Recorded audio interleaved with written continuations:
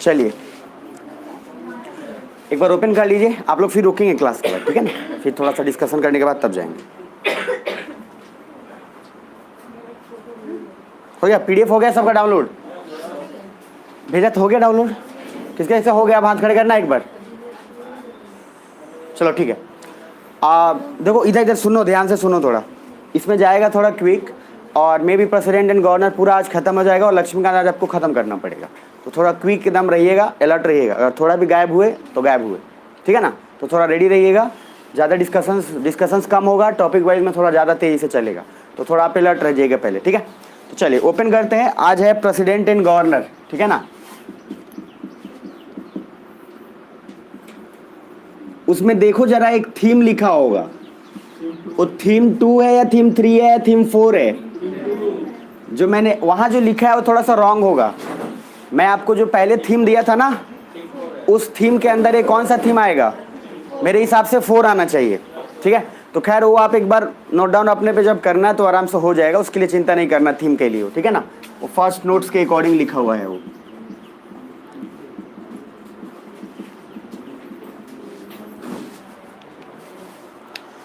चलिए, तो उसमें आपको पहला जो प्रेसिडेंट एंड गवर्नर दिख रहा है, उसमें ध्यान से कुछ चीज़ें देखना जो अप्रोचेबल होगा, ठीक है। तो पेज नंबर आपका 113 होगा उसके अनुसार। और सबसे कमाल की बात उसमें यह है कि 2-3 बातें समझ लो पहले। प्रेसिडेंट एंड गवर्नर में क्या क्या पूछता है? देखो, अपॉइंटमेंट, रिमूवल, ये सब तो थोड़ा सा रटा रहता है कि हाँ इसको ये अपॉइंट करेगा, इसको ये करेगा, बट क्वेश्चन यही पूछेंगे, direct to direct, cut to cut. BPSC में स्पेशली, यूपीएससी में डेप्थ में थोड़ा जाएगा, बाकी बीपीएससी में ऊपर पर पूछ लेगा कि हाँ राष्ट्रपति को कैसे चुनाव होता है, राष्ट्रपति का क्या होता है, कौन उसको अपॉइंट करेगा, कौन शपथ दिलाएगा, ये इस तरीके से। सुन पा रहे? कमाल की बात यह है, ध्यान से समझना कि सर जितने भी इसमें के क्वेश्चन होंगे, एक टेबल और इसमें आएगा, उस टेबल के अनुसार पूरा हिट हो जाएगा आपका। बस आप थोड़ा सा कुछ टेक्निक जैसे बता रहा हूँ वैसे सुनते जाना। तो आप पहले पेज नंबर 113 पे देखोगे तो 2-3 बातें लिखी गई होंगी। प्रीलिम्स के लिए अपॉइंटमेंट, रिमूवल और पावर क्या है, ये ज़्यादा इंपॉर्टेंट है। मेंस के लिए क्या इंपॉर्टेंट है कि प्रॉब्लम क्या हो जाएगा, जैसे अपॉइंटमेंट के अंदर क्या क्या प्रॉब्लम्स हो सकता है उसका पूरा डिटेलिंग। फिर रिमूवल में क्या प्रॉब्लम हो सकता है, रिमूव कैसे कर सकते हैं। बाय द वे मैंने आपको बताया था कि प्रेसिडेंट को रिमूव करने का कौन सा मेजोरिटी लगता है? Special majority 4। तो जितना ज़्यादा बड़ा पावर होगा उतना ही बड़ा मेजोरिटीज होगा, ये दिमाग में रखना है। अब आइएगा जरा नीचे, नेक्स्ट पेज पे आएंगे तो मेंस में आपको मैंने वहाँ लिखा है कि गवर्नर जो है वो ज़्यादा एक डिस्क्रिशनरी पावर रखता है प्रेसिडेंट से। हालांकि ये डिस्कशन आगे आपको बताएंगे, बट अभी नॉर्मल आप दिमाग में रखना। तो क्यों रखता है इसके बारे में पूरा डिटेलिंग करेंगे। गवर्नर के पास ज़्यादा सॉल्यूशंस देने को है काम। एक नीचे आपको एक टेबल मिलेगा, उस टेबल में आपको एक तरफ प्रेसिडेंट लिखा हो, एक तरफ गवर्नर लिखा होगा। अच्छा, मैं आपको प्रियम्बल पढ़ाया था तभी बताया था हेड ऑफ स्टेट क्या होता है। हेड ऑफ स्टेट क्या होगा? प्रेसिडेंट। और हेड ऑफ गवर्नर क्या होता है? वो तो पीएम होगा। तो यहाँ हेड ऑफ स्टेट क्या है? प्रेसिडेंट। और इधर राइट साइड में हेड ऑफ स्टेट है लेकिन वो स्मॉल एस है, और एक तरफ देखो कैपिटल है। समझ पा रहे हो? तो राज्य में हेड कौन होगा? गवर्नर। और सेंट्रल के अनुसार हेड ऑफ स्टेट कौन सा होगा? प्रेसिडेंट। ये दिमाग में रखना। अब जरा उसमें नीचे आओ, और उसमें एक बातें लिखी होंगी कि रिपब्लिक कंट्री में क्या होता है, हेड ऑफ स्टेट इलेक्टेड होता है या नॉमिनेटेड। मैंने बोला था कि जिस देश में भी जहाँ का राष्ट्रपति का चुनने के लिए इलेक्शन किया गया हो, वो सर इलेक्टेड, हाँ कुछ भी हो, तो वहाँ पे क्या उसको रिपब्लिक बोलेंगे। और आप लोग अभी परेशान मत होना, ठीक है, आप लोग बस नॉर्मल सुन लेना, डोंट वरी, क्योंकि आप लोग पीछे का नहीं पढ़े तो परेशान बिल्कुल मत होना। नेक्स्ट, अब आगे आगे नेक्स्ट पेज पे आप, तो आपको 2-3 बातें दिखेंगी। प्रेसिडेंशियल इलेक्शन, देखो प्रेसिडेंट का इलेक्शन कैसे होता है, ये बहुत ही डेप्थ है और एक पूरा एक क्लास में इस पे लेता हूँ प्रेसिडेंट के इलेक्शन के लिए। तो अभी फिलहाल प्रेसिडेंशियल इलेक्शन को नहीं देखेंगे, प्रेसिडेंशियल इलेक्शन को बाद में देखेंगे, पहले इसका डिटेलिंग जो है वो पहले कर लेंगे। तो सीधा आप पेज नंबर आइएगा 117 पे, क्विकली 120 पे 120।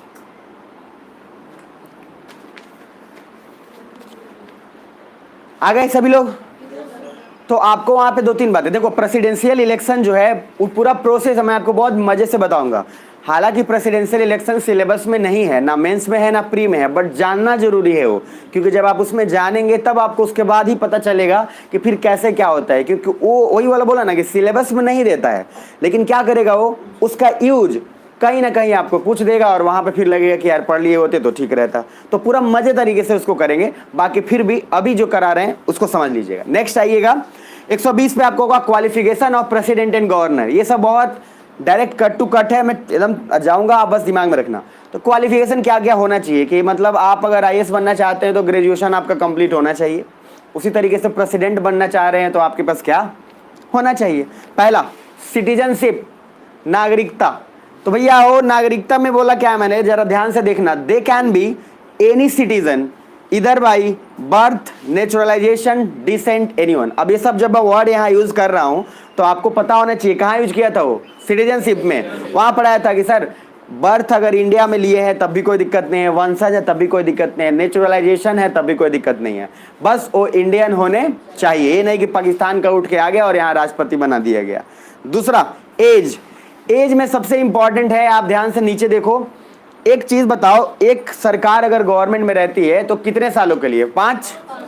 आप देखना कमाल की बात है, जितना भी एज लिमिट जो दिया गया है उस एज लिमिट के अकॉर्डिंग अगर ध्यान से आप देखोगे तो सबसे पहले 2-3 भाई इधर 2-3 चीजें होंगी, सब में ना 5-5 के अनुसार लगा होगा।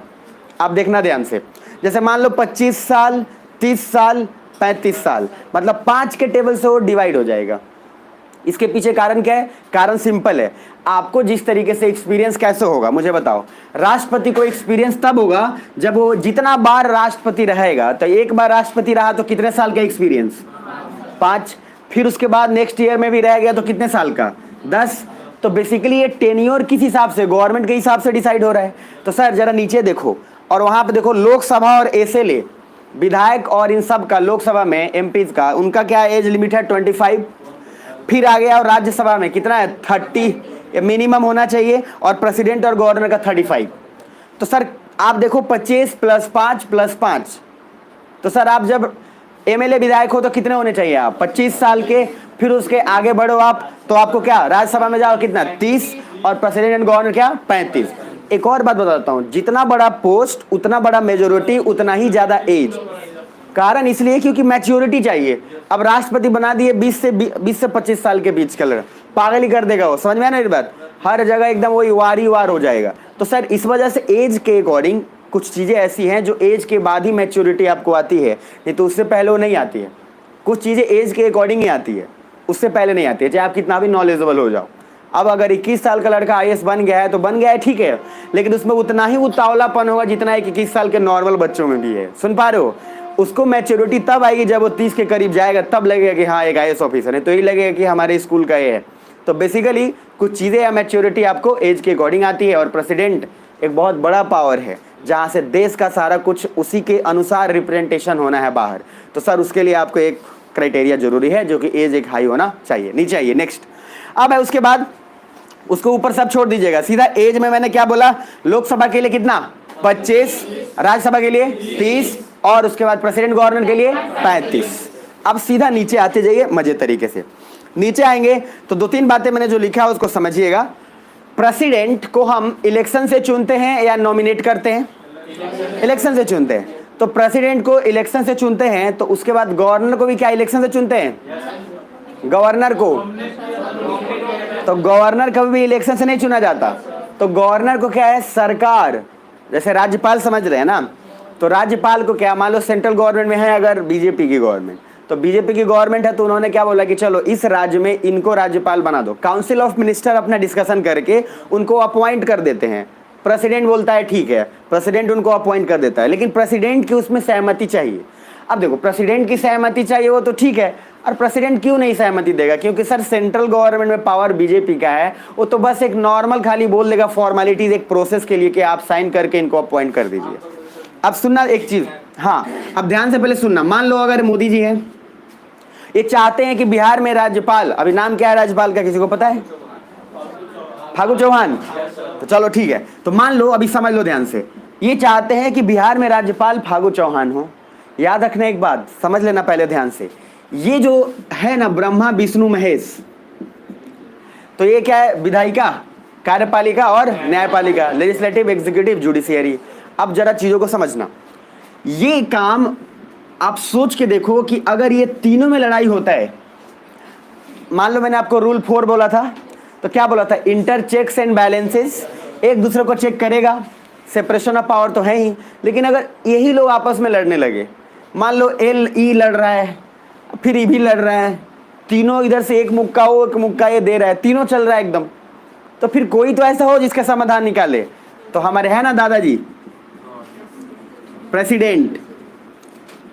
अब घर में क्या होता है? घर में बाप होता है, बेटा होता है, दादाजी भी होते हैं, तो बाप बेटे का नोक झुक चलता रहता है। तो दादाजी बोलते हैं चुपे रहा ना तो पूरा सीधा हो जाए। तो जो दादा का है वो दादा क्यों उसका बात सब लोग मान लेता है? क्यों? क्योंकि एक तो सर फादर से भी उसको मान लो उसका उन्हीं का बेटा है वो, तो पापा भी थोड़े से डर तो लगता ही है कि अरे कुछ भी है तो बाप बाप होता है, मजाक थोड़ी ना है। तो सर उनको भी डर लगा रहता है, और बेटा को डर इसलिए लगता है कि चलो कोई बात नहीं यार, जब दादाजी पापा को मना दिए तो फिर हम क्या चीज़ हैं, तो हम भी थोड़ा चुप हो जाते हैं। और तीसरा एक और फायदा, पोता को ये लगता है दादा है ना तो बाप को तो संभाल ही देगा। समझ में आ रहा है? तो बेसिकली दोनों होता है चीज़। अब ये मतलब आप जब आपकी कुटाई होती है तो आप दो लोग के पास जाते हैं, या तो दादाजी या दादी जी, दूसरा और कोई बचाने नहीं आता है बीच में। वो चल रहा होता है पूरा जूता चप्पल और यहाँ इंडिया के पिटाई अलग लेवल पर होती है। समझ में आ रहा है? यहाँ से बाहर से पीट के तो आप आओगे ही आओगे, आगे बोलोगे मम्मी हमरा के मार दिलक, मम्मी काहे गिरल अरे अब वो 2-3 वो लगा देगी अपना, आप बेचारे रोते आए थे और कस के खा लिए। यहाँ पे नहीं होता है वो, समझ है? यहाँ लॉजिक दो ही चलता है, बाहर से पीट के इधर भी पिटाओ, सीधा एक ही क्वेश्चन काहे गिरल है, अब उसके बाद डैश डैश डैश। जैसे एक वर्ड यूज होता है गाँव में, हालांकि ये शुद्ध हिंदी वर्ड है इसलिए मैं यूज कर सकता हूँ क्लास में, निपुत्रा और ये शुद्ध हिंदी वर्ड है, ये गलत नहीं है, बस बोलने के लहजे में फर्क है। तो लोग कैसे बोलते हैं? निपुत्रा काहे गिरा ले हुआ अब ये जो है ना कि सर वो इसका मीनिंग बहुत ठीक है, आप समझ रहे हो, इसका मीनिंग बहुत अच्छा है। बस बोला जाता है ना कोई चीज़ का लहजा, बोलने के तरीके में बहुत कुछ फर्क हो जाता है। जैसे बोला कि तुम बहुत अच्छे हो, ये भी एक तरीका, तुम बोला बढ़िया भारत तू, अब ये जो है इसमें डबल मीनिंग वाला बात आ गया है। समझ में आ रहा है? मजाक भी कर रहे हो। खैर इधर आना। तो सर प्रेसिडेंट का रोल कुछ वैसा ही है दादाजी की तरह, बस ये मैं इसलिए आपको बताया, दिमाग में आपको हमेशा याद रहेगा। सुना इधर, नहीं तो आधा से ज्यादा लोग को जब बोलेगा ना कि सर लेजिस्लेटिव और एग्जीक्यूटिव में लड़ाई चल रहा है तो कौन संभालेगा, तो सर आपको कभी कभी कंफ्यूजन हो जाएगा। तो इसीलिए दिमाग में रखना प्रेसिडेंट इन तीनों को संभालेगा, बाकी और किसी के पास अथॉरिटी नहीं है। और कमाल के बात ये भी तो देखो आप, इंटर सेपरेशन ऑफ पावर है, तो लेजिस्लेटिव अपने दुनिया में जा रहा है, इसको सर अपने से मतलब है, इसको कुछ मतलब नहीं। इधर इधर सुन लो सब, एग्जीक्यूटिव को उसको भी मतलब नहीं है, उसको सिर्फ वही चीज है जो इसने दिया है वो कर रहा है। अब आईएएस ऑफिसर हो आप, सरकार ने आपको जो बोला करने के लिए आप कर रहे हो चुपचाप। लेकिन सर एक बात बताओ, न्यायपालिका इन दोनों में लड़ाई हो रही है चाहे आपस में, तो यहां समझा रहा है यार इस सब लोग तो अपना अपना देख रहे हैं ना, अरे है ना, ये अपना ही देख रहा है, ये ऐसा कानून बनाना चाहता है जिससे इसका सरकार फिर वापस आ जाए, और वही काम किससे करवा रहा है? एग्जीक्यूटिव से। पहले लेजिस्लेटिव समझ रहे हो ना, तो कौन लेजिस्लेटिव? वो जो लॉ को बनाए, और वो एग्जीक्यूटिव कौन? कार्यपालिका जो कानून को लागू करे। अब आप लोग आईएएस ऑफिसर हैं, अब एग्जीक्यूटिव में 2 बताया था मैं, इलेक्टेड और परमानेंट, तो परमानेंट आईएएस ऑफिसर्स हैं, तो ये लोग वही काम कर रहे हैं जो लेजिस्लेटिव ने बोला है। और जुडिशियरी न्यायपालिका तो तभी आएगा जब बीच में कुछ होगा। अच्छा कमाल की बात देखो ना, ये इससे बात कर रहा है ज्यादा ना ये इससे बात कर रहा है ज्यादा, तीनों अपने अपने अलग अलग ऑफिस में काम कर रहे हैं। अगर कुछ भी मुद्दा उठता है तो सर डायरेक्ट जब इंटर सेपरेशन ऑफ पावर है तो इसमें भी इतना मजाल नहीं है कि अपने में डिस्कशन करेगा जुडिशियरी के बारे में। मैंने बोला था ना कि अलग बैठेगा, और इसमें भी इतना नहीं है कि उसके बारे में डिस्कशन करेगा, इसमें भी नहीं। तो सर कोई तो ऐसा हो जो कॉमन हो तीनों में, जो तीनों से बात कर सके। नहीं होता है घर में जब भाई भाई में लड़ाई होता है, मान लो 3 भाई हैं, तीनों भाई में आराम से होगा लड़ाई, तो किसी एक को बुलाया जाता है, जो बोला जाता है कि तू इनकरो से तो नहीं बतिया लो, उनको से बतिया लो, उनको से, तब आके एक कॉमन डिसीजन निकाल दिया जाता है। तो भाई साहब गांव के आते हैं, वो पंचायती मैन, अब वो आएंगे बीच में और आराम से नॉर्मल अकेले अकेले जाके तीनों भाई से बात करें क्या चाहिए, तो तीनों लोग अपना अपना बात बोलेगा, फिर ये आएगा और एक कॉमन डिस्कशन निकालेगा, हाँ है ना। तो सर वो अपना निकाल के जो सॉल्यूशन दे रहा है, सेम वही काम प्रेसिडेंट करेगा, जुडिशियरी, एग्जीक्यूटिव, लेजिस्लेटिव। ये जो पूरा कहानी है ना, दिमाग में रख लेना एक बार। अब इसी के बाद थोड़ा आगे आओ, नेक्स्ट। तो प्रेसिडेंट क्या है? एक तरीके से कॉमन फैक्टर है तीनों ही लेजिस्लेटिव, एग्जीक्यूटिव, जुडिशियरी में, ताकि सिस्टम को ठीक से चलाया जा सके। अब इधर आना। तो सर बात तो आप सही बोल दिए कि सब अपना अपना सोच रहा है, कोई एक ऐसा तो चाहिए जो देश के बारे में सोचे। अरे है ना? तो सर प्रेसिडेंट ही तो एक है जो देश का सोच रहा है, बाकी सब तो खैर अपना ही सोच रहे हैं। जुडिशियरी भी सोचो अपना, उसी हिसाब से नियम बनाना चाहता है जिससे कि वो अपना ठीक ठाक रहे। लेजिस्लेटिव अपना ही देख रहा है, एग्जीक्यूटिव अपना ही देख रहा है। तो सर कोई तो ऐसा पर्सन हो जो देश के बारे में सोचे, और कौन बचे? प्रेसिडेंट, जो सिर्फ ये देश के बारे में सोच रहा है कि सर चलेगा कैसे, इन तीनों का बॉन्डिंग में जरूरी है। सुन पा रहे हो? अब सर नीचे आ जाओ, पेज नंबर 120 पे नीचे। तो पहली बात मैंने वहां लिखा है, देखिए, बिकॉज प्रेसिडेंट इज इलेक्टेड और गवर्नर नॉमिनेटेड है। अब इसको मैं एक ही साथ यहाँ पे पहले समझा देता हूँ, सुनना। तो प्रेसिडेंट का इलेक्शन हुआ है, तो प्रेसिडेंट का इलेक्शन हुआ है, ठीक है, लेकिन गवर्नर का इलेक्शन नहीं हुआ। तो गवर्नर को क्या किया गया? देखो, ये है COM, ये तो बताया था आपको, काउंसिल ऑफ मिनिस्टर।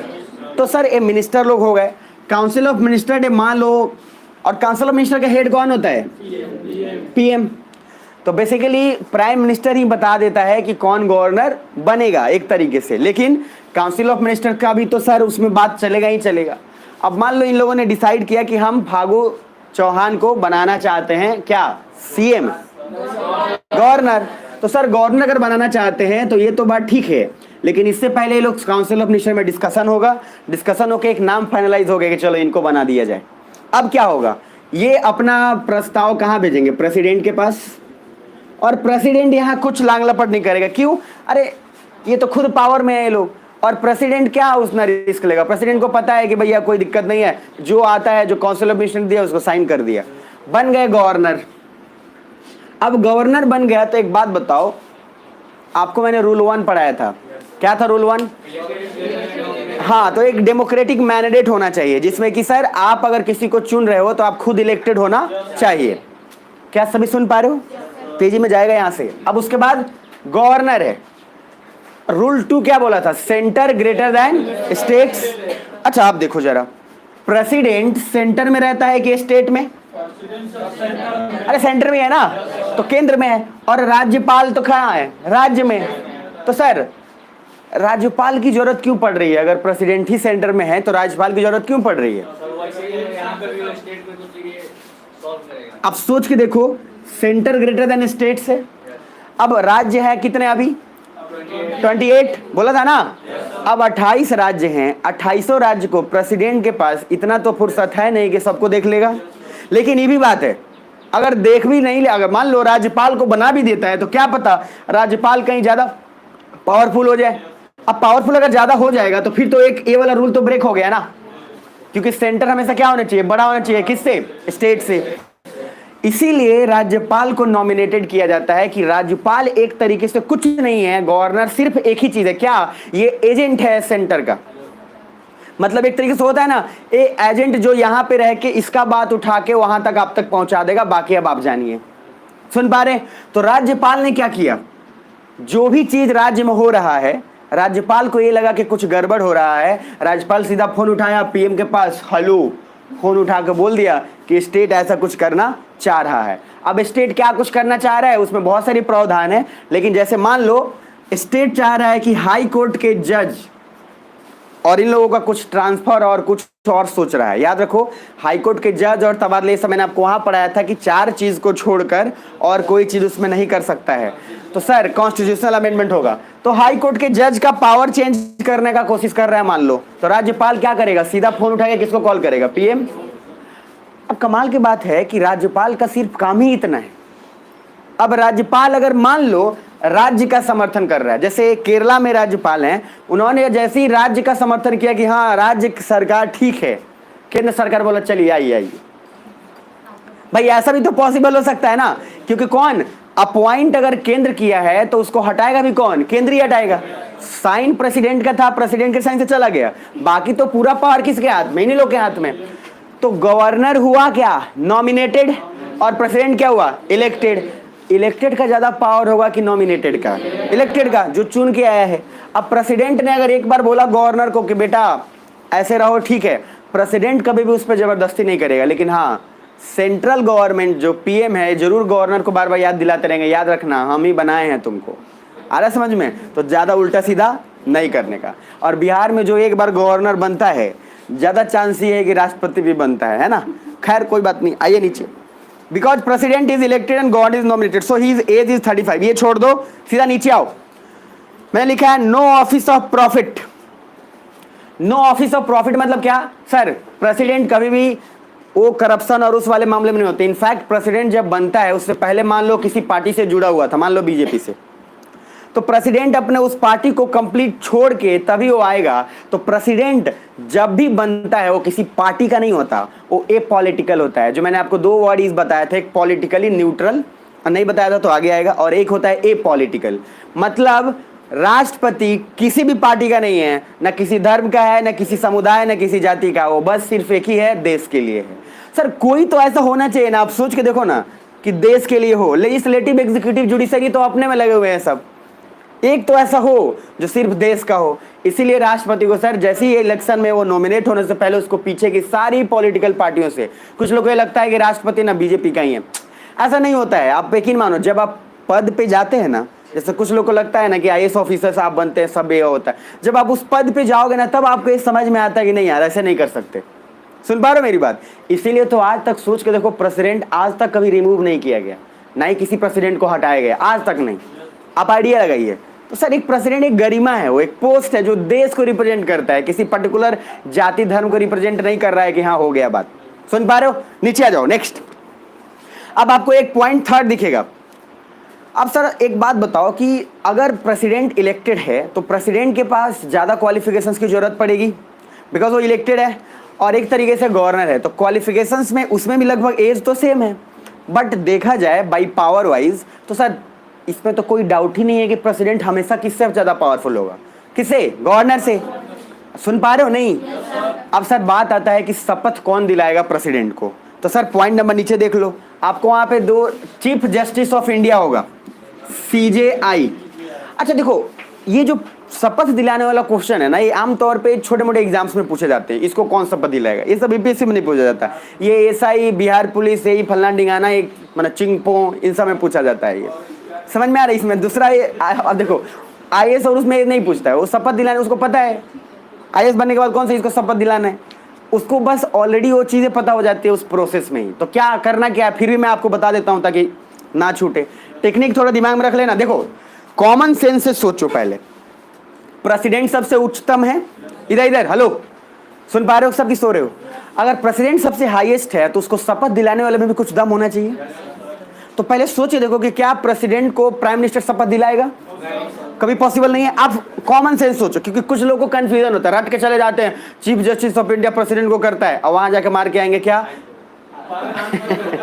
मतलब वहां पे सर कंफ्यूजन हो जाएगा, वहां पे लिख के आएंगे कुछ और। अब यहाँ पे जो फर्क है, आप कॉमन सेंस से सोचो, प्रेसिडेंट हेड है, प्रेसिडेंट हेड है। अब एक और क्वेश्चन पूछूंगा, इसलिए थोड़ा ध्यान से सोच लेना, इसी के जस्ट बाद आएगा। तो प्रेसिडेंट हेड है तो लेजिस्लेटिव वाले में से कोई उसको शपथ तो दिलाएगा नहीं। अब उसी तरीके से एग्जीक्यूटिव है, वो भी शपथ दिलाएगा नहीं, काहे कि ये तो वही करता है जो ये बोलेगा। तो लेजिस्लेटिव, एग्जीक्यूटिव, इसमें से तो कोई होगा नहीं, बचा इसमें से। तो जुडिशियरी में से भी बचा high court, district court, supreme court. तो कौन करेगा? मेन सुप्रीम कोर्ट कहीं होगा, उसमें भी होगा चीफ जस्टिस ऑफ इंडिया।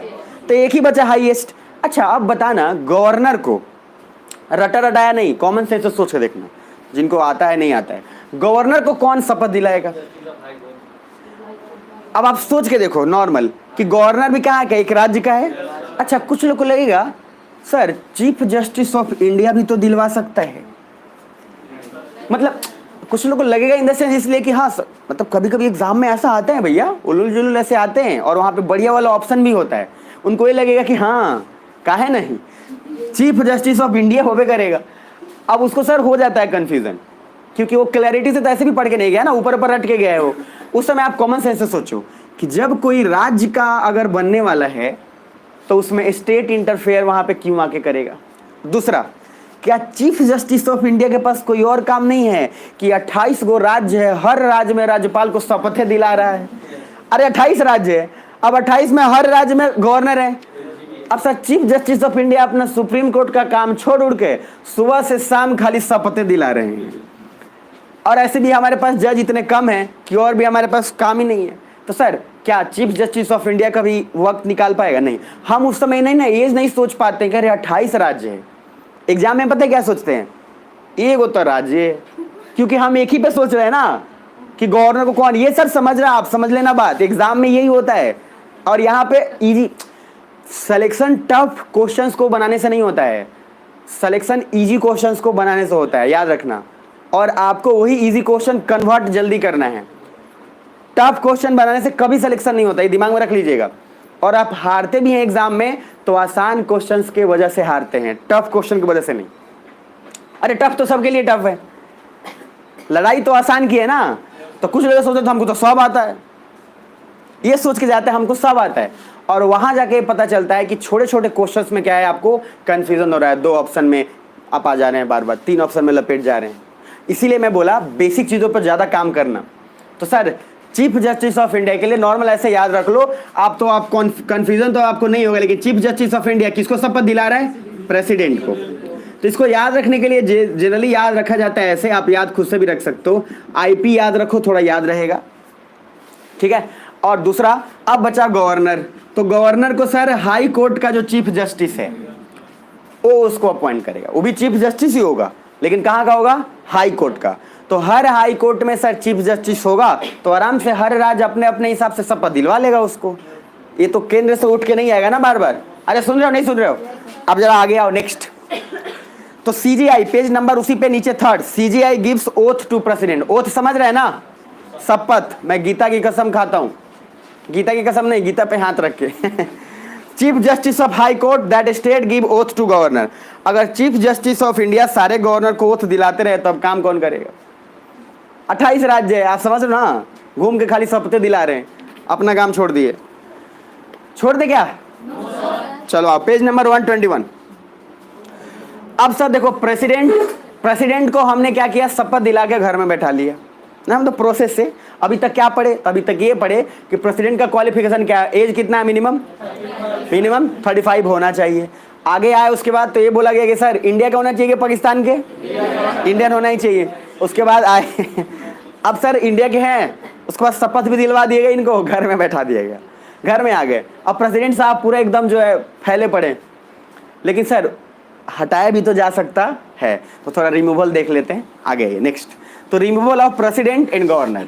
सबसे पहले मैंने आपको पहले ही बता चुका हूं कि जितना टफ पोस्ट होगा उतना ही टफ मेजोरिटी लगेगा हटाने में, बात खत्म। तो आज ये नीचे वहां सब कुछ लिखा हुआ है। स्पेशल मेजोरिटी 4 बताया ही था, 2/3 of total seats of both houses. नीचे आओ। सो प्रेसिडेंट को अब हटाया क्यों जाएगा और कौन से ग्राउंड पर हटाया जाएगा भी बहुत इंपॉर्टेंट है। ऐसा नहीं कि मुंह उठा के जब मन किया प्रेसिडेंट को हटा दिए। सर प्रेसिडेंट को जिस तरीके से इधर गवर्नर आप बदल सकते हो, केंद्र जब चाहे तब उसको अपना उठा पटक करके तिगड़मबाजी करके हटा लेगा, लेकिन सर राष्ट्रपति को हटाने के लिए औकात चाहिए, समझ रहे हो? और इतना नहीं इसलिए क्योंकि वो राष्ट्रपति एक सिर्फ नॉमिनेटेड नहीं है, वो इलेक्टेड है और वो एक देश का रिप्रेजेंटेटिव है वो। तो ऐसा नहीं है कि सेंटर जब चाहे तब उसको हटा देगी। अब जरा समझो, पहला लिखा हूं वायलेशन ऑफ द कॉन्स्टिट्यूशन। अगर प्रेसिडेंट ने कॉन्स्टिट्यूशन संविधान के अगेंस्ट कोई काम किया है तभी उसको हटाने का प्रोसेस लाया जा सकता है, अदरवाइज और कोई ग्राउंड नहीं है। समझना ध्यान से, मैंने बोला था आपको पढ़ाते समय कि प्रेसिडेंट साहब निकले मर्सिडीज लेके और 4-5 लोग को मार दिए, बताया था ना। मार दिए अगर, तो सर मैंने बोला था जब तक वो है पावर में तब तक उसको कोई सजा नहीं मिलेगा, लेकिन जैसे ही खत्म हुआ उसके बाद चल। तो सर ये जो है प्रेसिडेंट उसके बाद नॉर्मल हो जाता है, लेकिन सर ऐसा कभी भी प्रेसिडेंट आज तक न किया है न करेगा। अब जरा नीचे आओ, नेक्स्ट। तो वायलेशन ऑफ द कॉन्स्टिट्यूशन, सबसे पहला अगर कॉन्स्टिट्यूशन का वायलेशन हुआ है तो रिमूवल हो जाएगा, अदरवाइज प्रेसिडेंट को हटाने के लिए सर बहुत स्ट्रॉन्ग कारण चाहिए, और वो स्ट्रॉन्ग कारण सिर्फ क्या है, क्या, कॉन्स्टिट्यूशन जो है आपका उसको वायलेट तो करना नहीं चाहिए। आ जाओ नीचे। प्रेसिडेंट के इलेक्शन में 2 चीज लिखा होगा वहां जो आपको बताया हूं, हालांकि लोकसभा का भी इलेक्टेड मेंबर उसमें भाग लेगा। अच्छा एक बात बताओ, लोकसभा का नॉमिनेटेड क्यों नहीं लेगा? सुना, पहले सुनना मेरी बात को ध्यान से सुनो, एक बार में आंसर मत दो, सुनो पहले। मैंने बोला कि प्रेसिडेंट को जो चुन रहा है लोकसभा का मेंबर वो इलेक्टेड है, मैं बोल रहा हूं ये कि वो नॉमिनेटेड क्यों नहीं है।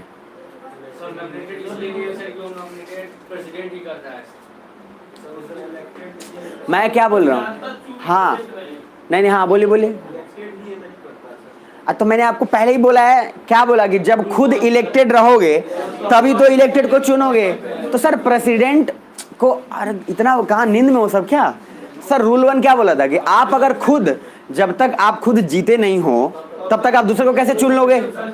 आप जब जीतोगे तभी तो दूसरे को चुनोगे। तो सर आप इलेक्टेड हो तभी तो इसमें शामिल कर रहे हैं। तो सर अपॉइंटमेंट जब किसी का आप करेगा तो क्योंकि प्रेसिडेंट का इलेक्शन क्या हो रहा है, इलेक्टेड होने जा रहा है, तो उसमें क्या नॉमिनेटेड आके बैठ जाएंगे क्या, मुंह उठा के नहीं नहीं हम भी आ जाते हैं? वो नहीं होता है सर, एसी लगा हुआ है तो राज्यसभा में आके बैठे, ऐसा नहीं होता है। नीचे आइए। तो पहला है कि सर इलेक्टेड होना ही चाहिए, प्लस दूसरा है राज्यसभा में भी इलेक्टेड होना चाहिए, और प्लस तीसरा है SLAE, मतलब इधर क्या हो गया, आप अगर प्रेसिडेंट का चुनाव करना चाहते हो तो पहला है लोकसभा, ई मतलब क्या है, इधर देख लो, ई मतलब इलेक्टेड। अभी सुनना अभी रुको, अभी रुक जाओ, आएगा जब प्रेसिडेंशियल इलेक्शन अभी बताऊंगा मैं तब समझ में आ जाएगा, अभी मैं बताया नहीं हूं। देखो आपका क्वेश्चन ये है कि राज्यसभा में इलेक्टेड कैसे होगा, तो अभी रुको, मैं जब प्रेसिडेंशियल इलेक्शन का प्रोसेस बताऊंगा उसमें आ जाएगा, अभी बस आप इतना भी समझो खाली। देन नेक्स्ट, अब आपका है थर्ड में क्या मैंने बोला, SLAE, तीनों जगह पे क्या है, इलेक्टेड की नॉमिनेटेड, इलेक्टेड। तो आप समझ के देखो कि तीनों जगह पे इलेक्टेड क्यों है, क्योंकि प्रेसिडेंट को भी हम क्या इलेक्शन के द्वारा ही चुनने वाले हैं। सुन पा रहे हो? विधायक इलेक्टेड होता है कि नॉमिनेटेड? तो विधायक को कुछ और भी बोलते हैं, MLA उसी को बोलते हैं ना, ठीक है। अब उसके बाद ए हो गया आपका प्रेसिडेंट के लिए चुनाव के लिए जरूरी। आप अपने नोट्स पे जरा देखना, जहां पर लिखा है LS Lok Sabha elected, Rajya Sabha elected और SLA इलेक्टेड। उसके बाद नीचे है रिमूवल का, यहां पे दिमाग में क्वेश्चन दिमाग में रखना, क्या है, लोकसभा इलेक्टेड प्लस नॉमिनेटेड। अब उनको हटाने में नॉमिनेटेड भी है, अभी दिमाग में रखना, हटाने में, इलेक्शन को चुनने में नहीं, हटाने में। यहां पे बहुत लोग गलती करके आते हैं। फिर प्लस देखो, राज्यसभा इलेक्टेड प्लस नॉमिनेटेड, फिर SLA इलेक्टेड प्लस नॉमिनेटेड। मतलब सर इधर प्रेसिडेंट को प्रेसिडेंट बनाने में सिर्फ क्या होगा, इलेक्टेड, लेकिन हटाने में नॉमिनेटेड वाले भी कहेगा हम भी हैं, हमको भूलिए मत, समझ रहे हैं, पंचायत में हम भी हैं। इसके पीछे कारण देखो क्या है, समझो कारण। जब प्रेसिडेंट आप बन गए तो प्रेसिडेंट सिर्फ क्या आप इलेक्टेड का बनोगे क्या, कि सबका बन गए? तो सर आप तो पूरे का बन गए ना, बनाने से पहले वही लोग आपको चुना जो खुद इलेक्टेड है, लेकिन जब आप प्रेसिडेंट बन गए तो आप तो एक कंट्री के हेड हो गए ना, चाहे वो नॉमिनेटेड हो चाहे इलेक्टेड हो, वो कुछ भी, उससे क्या फर्क पड़ता है। लेकिन सर हटाने में सबकी सहमति चाहिए, क्योंकि अब आप एक देश को, और वैसे भी मैंने आपको एक बात बताया था कि प्रेसिडेंट क्या है, हेड ऑफ स्टेट है। हेड ऑफ स्टेट मतलब समझ लो पूरे सेंटर का। तो सर जब वो पूरे सेंटर का हेड अगर बन गया है तो उस सेंटर के अंदर ही तो इलेक्टेड भी आएगा और क्या आएगा, नॉमिनेटेड। तो दिमाग में रखना, ज्वाइन करने में कौन आएंगे खाली, अरे कौन, इलेक्टेड, और जब हटाना होगा उनको तो नॉमिनेटेड ही बोलेगा। हम भी हैं, हल्के में मत लीजिएगा, हम भी यहीं बैठते हैं। इसलिए रिमूव नहीं कर सकता है, एसएलए क्यों नहीं पार्टिसिपेट करेगा? मैंने लिखा तो है करेगा, रिमूवल में नहीं लिखा है। दो ध्यान से देखो, एक लोकसभा प्लस राज्यसभा, दो चीज उसमें लिखा है, और दोनों में क्या लिखा है? Elected plus nominated. अच्छा, एक खुद से आप कॉमन सेंस है जो देखो, अगर विधायक, इधर इधर अभी रुक जाओ, अगर विधायक है, मैंने एक बात बोला था आपको कि राज्यसभा हमेशा स्टेट का रिप्रेजेंटेटिव होता है। राज्यसभा हमेशा किसको? राज्य को रिप्रेजेंट करता है। तो सर राज्यसभा में जो भी गया है उसमें तो एमएलए के, आपको बोला था कि रूल 1 और रूल 2, क्या बोला था? कैंडी वाला। अब सही इधर एसएलए वाला बोलता है हमको काहे नहीं, हम ही चुने हैं ना भाई। तो बोलता है क्या? रूल 2, एक तो सेंटर ग्रेटर देन स्टेट्स है, ठीक है, लेकिन बोलता है भाई तुम ही लोगों ने तो राज्यसभा में भेजा है ना चुन के।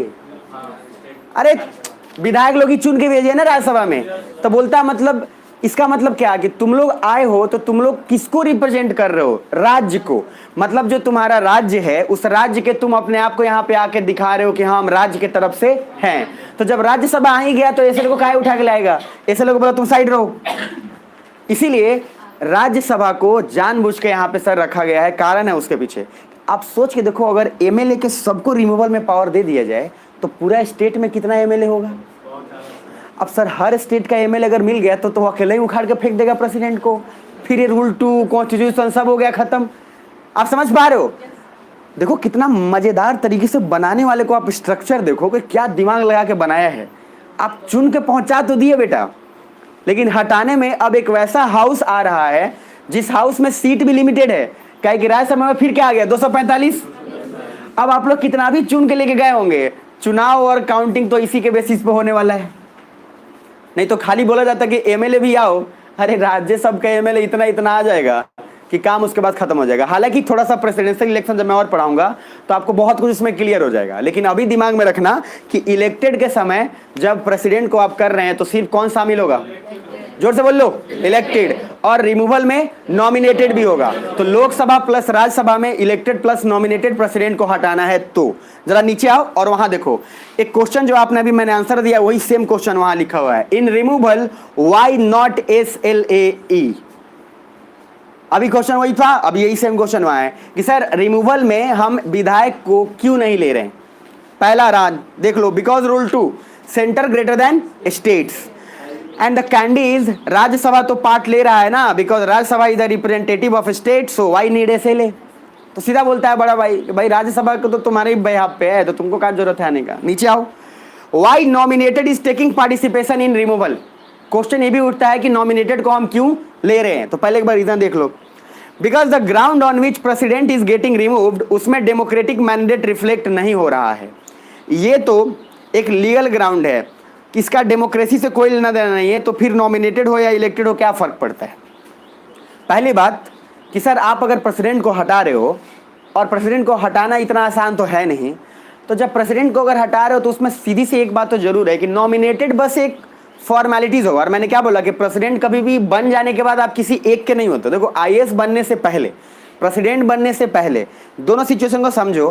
प्रेसिडेंट बनने से पहले हो सकता है आप किसी एक के फेवर, किसी दूसरे के फेवर, किसी दूसरे के अगेंस्ट हो गए, लेकिन प्रेसिडेंट बन गए तब तो आपके लिए क्या है? सब क्या है? बराबर है।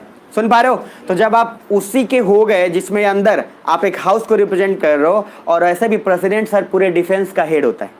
मेरी बात सुन पा रहे हो? मतलब सारे डिफेंस का हेड, मतलब वही जल थल वायु, इन सब का हेड कौन है? प्रेसिडेंट। तो सर जब प्रेसिडेंट कमांडिंग चीफ है तो आप इस सोच के देखो कि क्या वो पर्टिकुलर किसी एक डिपार्टमेंट का है कि सभी का है? अब जरा एक स्टेप नीचे आओ। तो सर अगर नॉमिनेटेड सरकार गिराने के लिए वोट कर सकता है, देन फिर प्रेसिडेंट रिमूवल में तो कर ही सकता है। एक नो कॉन्फिडेंस मोशन पास होता है, आपको मैं आगे हालांकि पार्लियामेंट इसके बाद पढ़ाऊंगा तो उसमें बताया। जैसे सरकार गिर गई धड़ाम से, तो सरकार धड़ाम से कब गिर गई? जब आपने बिल पास कराना चाहा और उसके बाद आप बिल पास नहीं करा पाए। जैसे स्पेशली बजट होता है, अगर कोई सरकार बजट ही नहीं पास करा पा रही है तो सरकार किस काम की है? तो नो कॉन्फिडेंस मोशन में क्या होता है? उसके सारे मंत्री, उसके सारे जो सपोर्टर हैं सारे, अभी देखो महाराष्ट्र में भी कुछ वैसा ही हो रहा है, तो बागी नेता लोग वैसा ही कुछ बागी नेता नाम ही रख दिया, बागी नेता। बागी नेता मतलब क्या? जो अपना विधायक लेकर भागा है वो बागी नेता हो गया। अब सर ये बागी नेता क्या है? मतलब अपना सपोर्ट पीछे खींच लिया। अब शिवसेना को मिर्च लग रहा है, वो आज नहीं तो कल होना ही था, वो तो जबरदस्ती की सरकार थी, जैसे जैसे चल रही थी। खैर कोई बात नहीं, नीचे आइए एक बार देख लीजिए जरा। President is being removed by Parliament collectively of the wish of Parliament. There is nothing related to democratic mandate. Means president बनने के लिए डेमोक्रेटिक मैंडेट चाहिए बट निकलने के लिए नहीं चाहिए. एक बार आप बन गए तो आप you are the responsible of the house, not just to your own people. आप जब एक बार बन गए तो आप पूरे हाउस के जिम्मेदार होते हैं, सिर्फ एक आदमी के नहीं. नीचे आइए, एक वहाँ लिखा होगा रूल 4 में लिखा है चेक्स एंड बैलेंसेस, बिकॉज सिर्फ इलेक्टेड ही प्रेसिडेंट को हटाने के लिए देन फिर political bias and violation of rule 4, इसलिए नॉमिनेटेड भी होते हैं. चेक्स एंड बैलेंसेस में जब आप हाउस के मेंबर हैं और आ चुके हैं हटाने के लिए तो नॉमिनेटेड का भी वहाँ जिक्र होना जरूरी है. खैर एक और चीज़ नीचे देखिएगा, नो कॉन्फिडेंस मोशन दिख रहा है. अरे दिख रहा है. Council of minister have lost the confidence of entire house, not just the people who are elected. Sir कभी भी हाउस में जब गिरता है मेजोरिटीज में, जब कोई भी सरकार गिरती है तो उसमें सिर्फ ऐसा नहीं है कि इलेक्टेड ने हाथ खींच लिया तो हो गया, नॉमिनेटेड भी हाथ खींच लेते हैं तो उनका सीधा सा बात है सपोर्ट खत्म. इसको और डिटेल समझने के लिए पार्लियामेंट में समझेंगे, बट अभी नेक्स्ट पेज पे आओ और वहाँ पे एक और चीज़ समझना. ये सब कुछ सीक्रेट बैलेट में होता है और किसी को पता नहीं कब वोट दिया एंड किसने दिया. प्रेसिडेंट को हटाने के लिए भी बहुत इंपॉर्टेंट बात है, प्रेसिडेंट का वोटिंग भी वैसा ही होता है, सीक्रेट तरीके से पता नहीं होता है कि तुम किसको दोगे तुम किसको दोगे. और हटाने में भी सीक्रेट बैलेट का इस्तेमाल किया जाता है. अरे आप सोचो ना, अगर ये पता चल गया कि प्रेसिडेंट को हटाने के लिए ये भी वोट दिया है, आप सोचो एक ऐसे पद को हटाने के लिए जिसमें पता चल गया, तो आप समझ रहे हो आपस में ये सब मार काट देंगे एक दूसरे को. बेसिकली वोट देते समय आपको बताऊंगा प्रेसिडेंशियल इलेक्शन में इतना सीक्रेसी होता है कि वोट देने वाला को भी एग्जैक्ट पता नहीं होता है कि उसने उसी को दिया है कि किसको दिया है. क्या है कि यहाँ पे वोट एक को नहीं दे रहे ना आप. अभी थोड़ा हिंट ये समझ लो कि जैसे 5 लोग कैंडिडेट है प्रेसिडेंट के, जैसे अभी चल रहा है मुकाबला प्रेसिडेंट वाला. अभी कमाल की बात यह है कि आप लोगों को बोला ना बहुत सही टाइम में सब चल रहा है. अभी जैसे मैं कल आपको फिर प्रेसिडेंशियल इलेक्शन बताऊंगा आपको पूरा समझ में आ जाएगा, क्या कि हर अपना अपना पार्टी प्रेसिडेंट के लिए. अरे नई न्यूज में देखे हो गया, कोई आ रहे सब द्रौपदी मुर्मू, ठीक है, तो कभी कोई अपना अपना रख रहा है, तो सब एक दूसरे के प्रति आ रहे हैं. अब आपको प्रेसिडेंशियल इलेक्शन में इधर देखो 5 कैंडिडेट हैं. मान लो एक है मिस्टर एक्स, दूसरा है मिस्टर जयदेव, तीसरा है मान लो राम खिलावन, चौथा में कुछ और मान लो और 5वां में कुछ और मान लो. 5 कैंडिडेट है. सुन पा रहे हो? इधर देखो इधर. सर ये राम खिलावन जो कैरेक्टर है मैला आंचल में है, ठीक है, उसमें खिलावन है उसमें. हाँ तो उसमें खाली खिलावन है, बाकी खिलावन को उसमें राम लगा रहे तो लाम खिलावन हो गया. देखो इधर इधर. अच्छा एक बात बताओ, कोई आदमी अगर, सुनो ध्यान से, कोई आदमी अगर किसी एक को वोट दे रहा है तो उसको पता लगाना ज़्यादा आसान है कि कोई आदमी, अगर एक आदमी 5 लोगों को बारी बारी से वोट दे रहा है, मतलब कि पहला चॉइस में ये हो गए, दूसरा चॉइस में दिया कि ये हो गए, तीसरा चॉइस ए, चौथा ए, 5वां ए. तो 5 को वोट दिया है कि एक को दिया है? 5 को दिया है, लेकिन चॉइसेस क्या है, अलग अलग हैं. तो प्रेसिडेंट में इसीलिए प्रेफरेंशियल वोटिंग होता है, याद रखना. प्रेफरेंशियल मतलब क्या, आपके हाथ में 5 लोग, आप क्या वोट देने जाते हो तो कैसे देने जाते हो, मतलब अभी तो आप किसी न किसी ने दिया है इसमें से वोट. अरे बाबा सब तो दिए ही हुए हैं. सुनो सुनो ध्यान से, अब तो नॉर्मल क्या ईवीएम हो गया. अब मान लो ईवीएम क्या है, 5 लोग हैं यहाँ पे, 1 2 3 4 5, ये छाप ये छाप ये छाप. आपने जाके क्या 5 छाप को दबा दिया, एक को दबाया ना. लेकिन प्रेसिडेंशियल इलेक्शन में क्या करना है आपको, पहला वाले को आप बोले कि अगर इसको हम पहले जाते हैं तो ए, फिर बी, फिर सी, फिर डी, फिर ई. आप देखो कि आप पहला किसको चुनते हो. जैसे आप बोलते हैं ना, देखो मेरे हिसाब से पहले तो सबसे अच्छा ही है. अब शादी का आया है फोटो 5 दोनों तरफ से, लड़की का भी लड़का का भी. अब फोटो रख के कन्फ्यूजन है, ये कि ये आ रहा है चल रहा है. होता है ना गांव में, अरे घर में तो और होता है तमाशा. सर पूरा फूफा नाना काका मौसी सबको बुला लिया गया. देख तो कोई बोलेगा नाक एक चुप नहीं के, कोई कुछ, अलग अलग अपना कॉन्सेप्ट है. अब ये जो कॉन्सेप्ट है कि शादी के बाद फिर उसके बाद, तो सर आप प्रेफरेंशियल कर रहे हो कि चलो नंबर 1 में इसको रखते हैं, पहले इससे चल के बात करते हैं. अगर यहाँ बात सेट हो गया तो ठीक है, तो दूसरा नंबर पे यही है, फिर तीसरा पे ये, फिर चौथा पे. सेम प्रेसिडेंट को ऐसे ही करते हैं कि पहला चॉइस आपका ये है, दूसरा ये, तीसरा है, चौथा है. अब देखो क्या होता है, अगर मान लो जीत नहीं रहा है, आप जिसको पहला चॉइस दिए वो हार रहा है, तो क्या होता है आपका, फिर वो जो चॉइस है वो खत्म हो गया, दूसरा जो चॉइस है आपका वो ऐड कर दिया जाएगा दूसरे वाले में. इसलिए मैं आपको आगे बताऊंगा, तो अभी परेशान मत होना. मतलब आपने ए को चुना था, ए को सबसे कम वोट मिला, और ए को जब सबसे कम वोट मिला तो आप ही का वो वोट दूसरे में ऐड हो जाएगा. आप बोलोगे देखो पहले क्या हो रहा है, तो सर बताएंगे तब मजा आएगा, फिलहाल आ जाओ आगे। आज थोड़ा सा बस खाली हिंट दे देते हैं। नीचे आओ, बिकॉज एनीवन इज अपॉइंटेड, सब ये हो गया, बहुत हो गया। नीचे आओ सीधा, उसमें एक नीचे देखना, सरकार बनाने के लिए एब्सोल्यूट मेजोरिटी चाहिए बट निकालने के लिए सिंपल मेजोरिटी चाहिए, इसलिए हम उसमें वोट करते हैं। तो सरकार बनाने के लिए क्या एब्सोल्यूट चाहिए? एब्सोल्यूट मेजोरिटी याद है? अरे है ना? क्या था बताना कोई? सरकार बनाने के लिए सही होता क्या है, फॉर्मूला क्या है? बहुत बढ़िया। Simple majority greater than 50% of PNB। अच्छा बहुत बढ़िया सर, सही है। अभी हम बोले कहाँ सर सही है। अब इफेक्टिव क्या होता है? बहुत बढ़िया। चलिए आगे आइएगा, थोड़ा रिवाइज कर लीजिएगा। नेक्स्ट, अब सर ध्यान से देते जाना। अरे क्या इफेक्टिव में 2/3 या 50% जो बोल रहे हो सही बोल रहे हो, मुझे इतना सा भी कंफ्यूजन नहीं चाहिए। मैं बार बार बोल रहा हूँ, आप जाकर थोड़ा सा देखा करिए, गैप उसको देखा करिए। आप बोल सही रहे हैं, गलत नहीं बोल रहे हैं, बट हमेशा दिमाग में रखिए कि चीज़ों को ये नहीं कि हाँ सर एक आदमी ने बोल दिया 50% ऑफ टोटल, दूसरे ने बोल दिया DDR, तीसरे अरे वहाँ अकेले एग्जाम देना है, ये चार अलग अलग क्या रहे LJ। नीचे आओ सर, वहाँ पे देखो वर्क ऑफ प्रेसिडेंट, प्रेसिडेंट साहब का क्या क्या काम है देख लो क्विकली थोड़ा और आगे बढ़ेंगे। वर्क ऑफ प्रेसिडेंट में पहले देखो, लोकसभा का bill pass, send to the president permission के लिए, और उसके बाद काम खत्म। राज्यसभा में सेम, सॉरी गवर्नर का सेम काम है, गवर्नर भी वहां पे सेम, यही मान लो बिल गया गवर्नर के पास, गवर्नर ने साइन किया चला गया। गवर्नर के प्रति ज्यादा लांग लपट नहीं है, क्योंकि गवर्नर को सीधा सब एक बात पता है कि बस सेंटर को नुकसान नहीं पहुंचना चाहिए।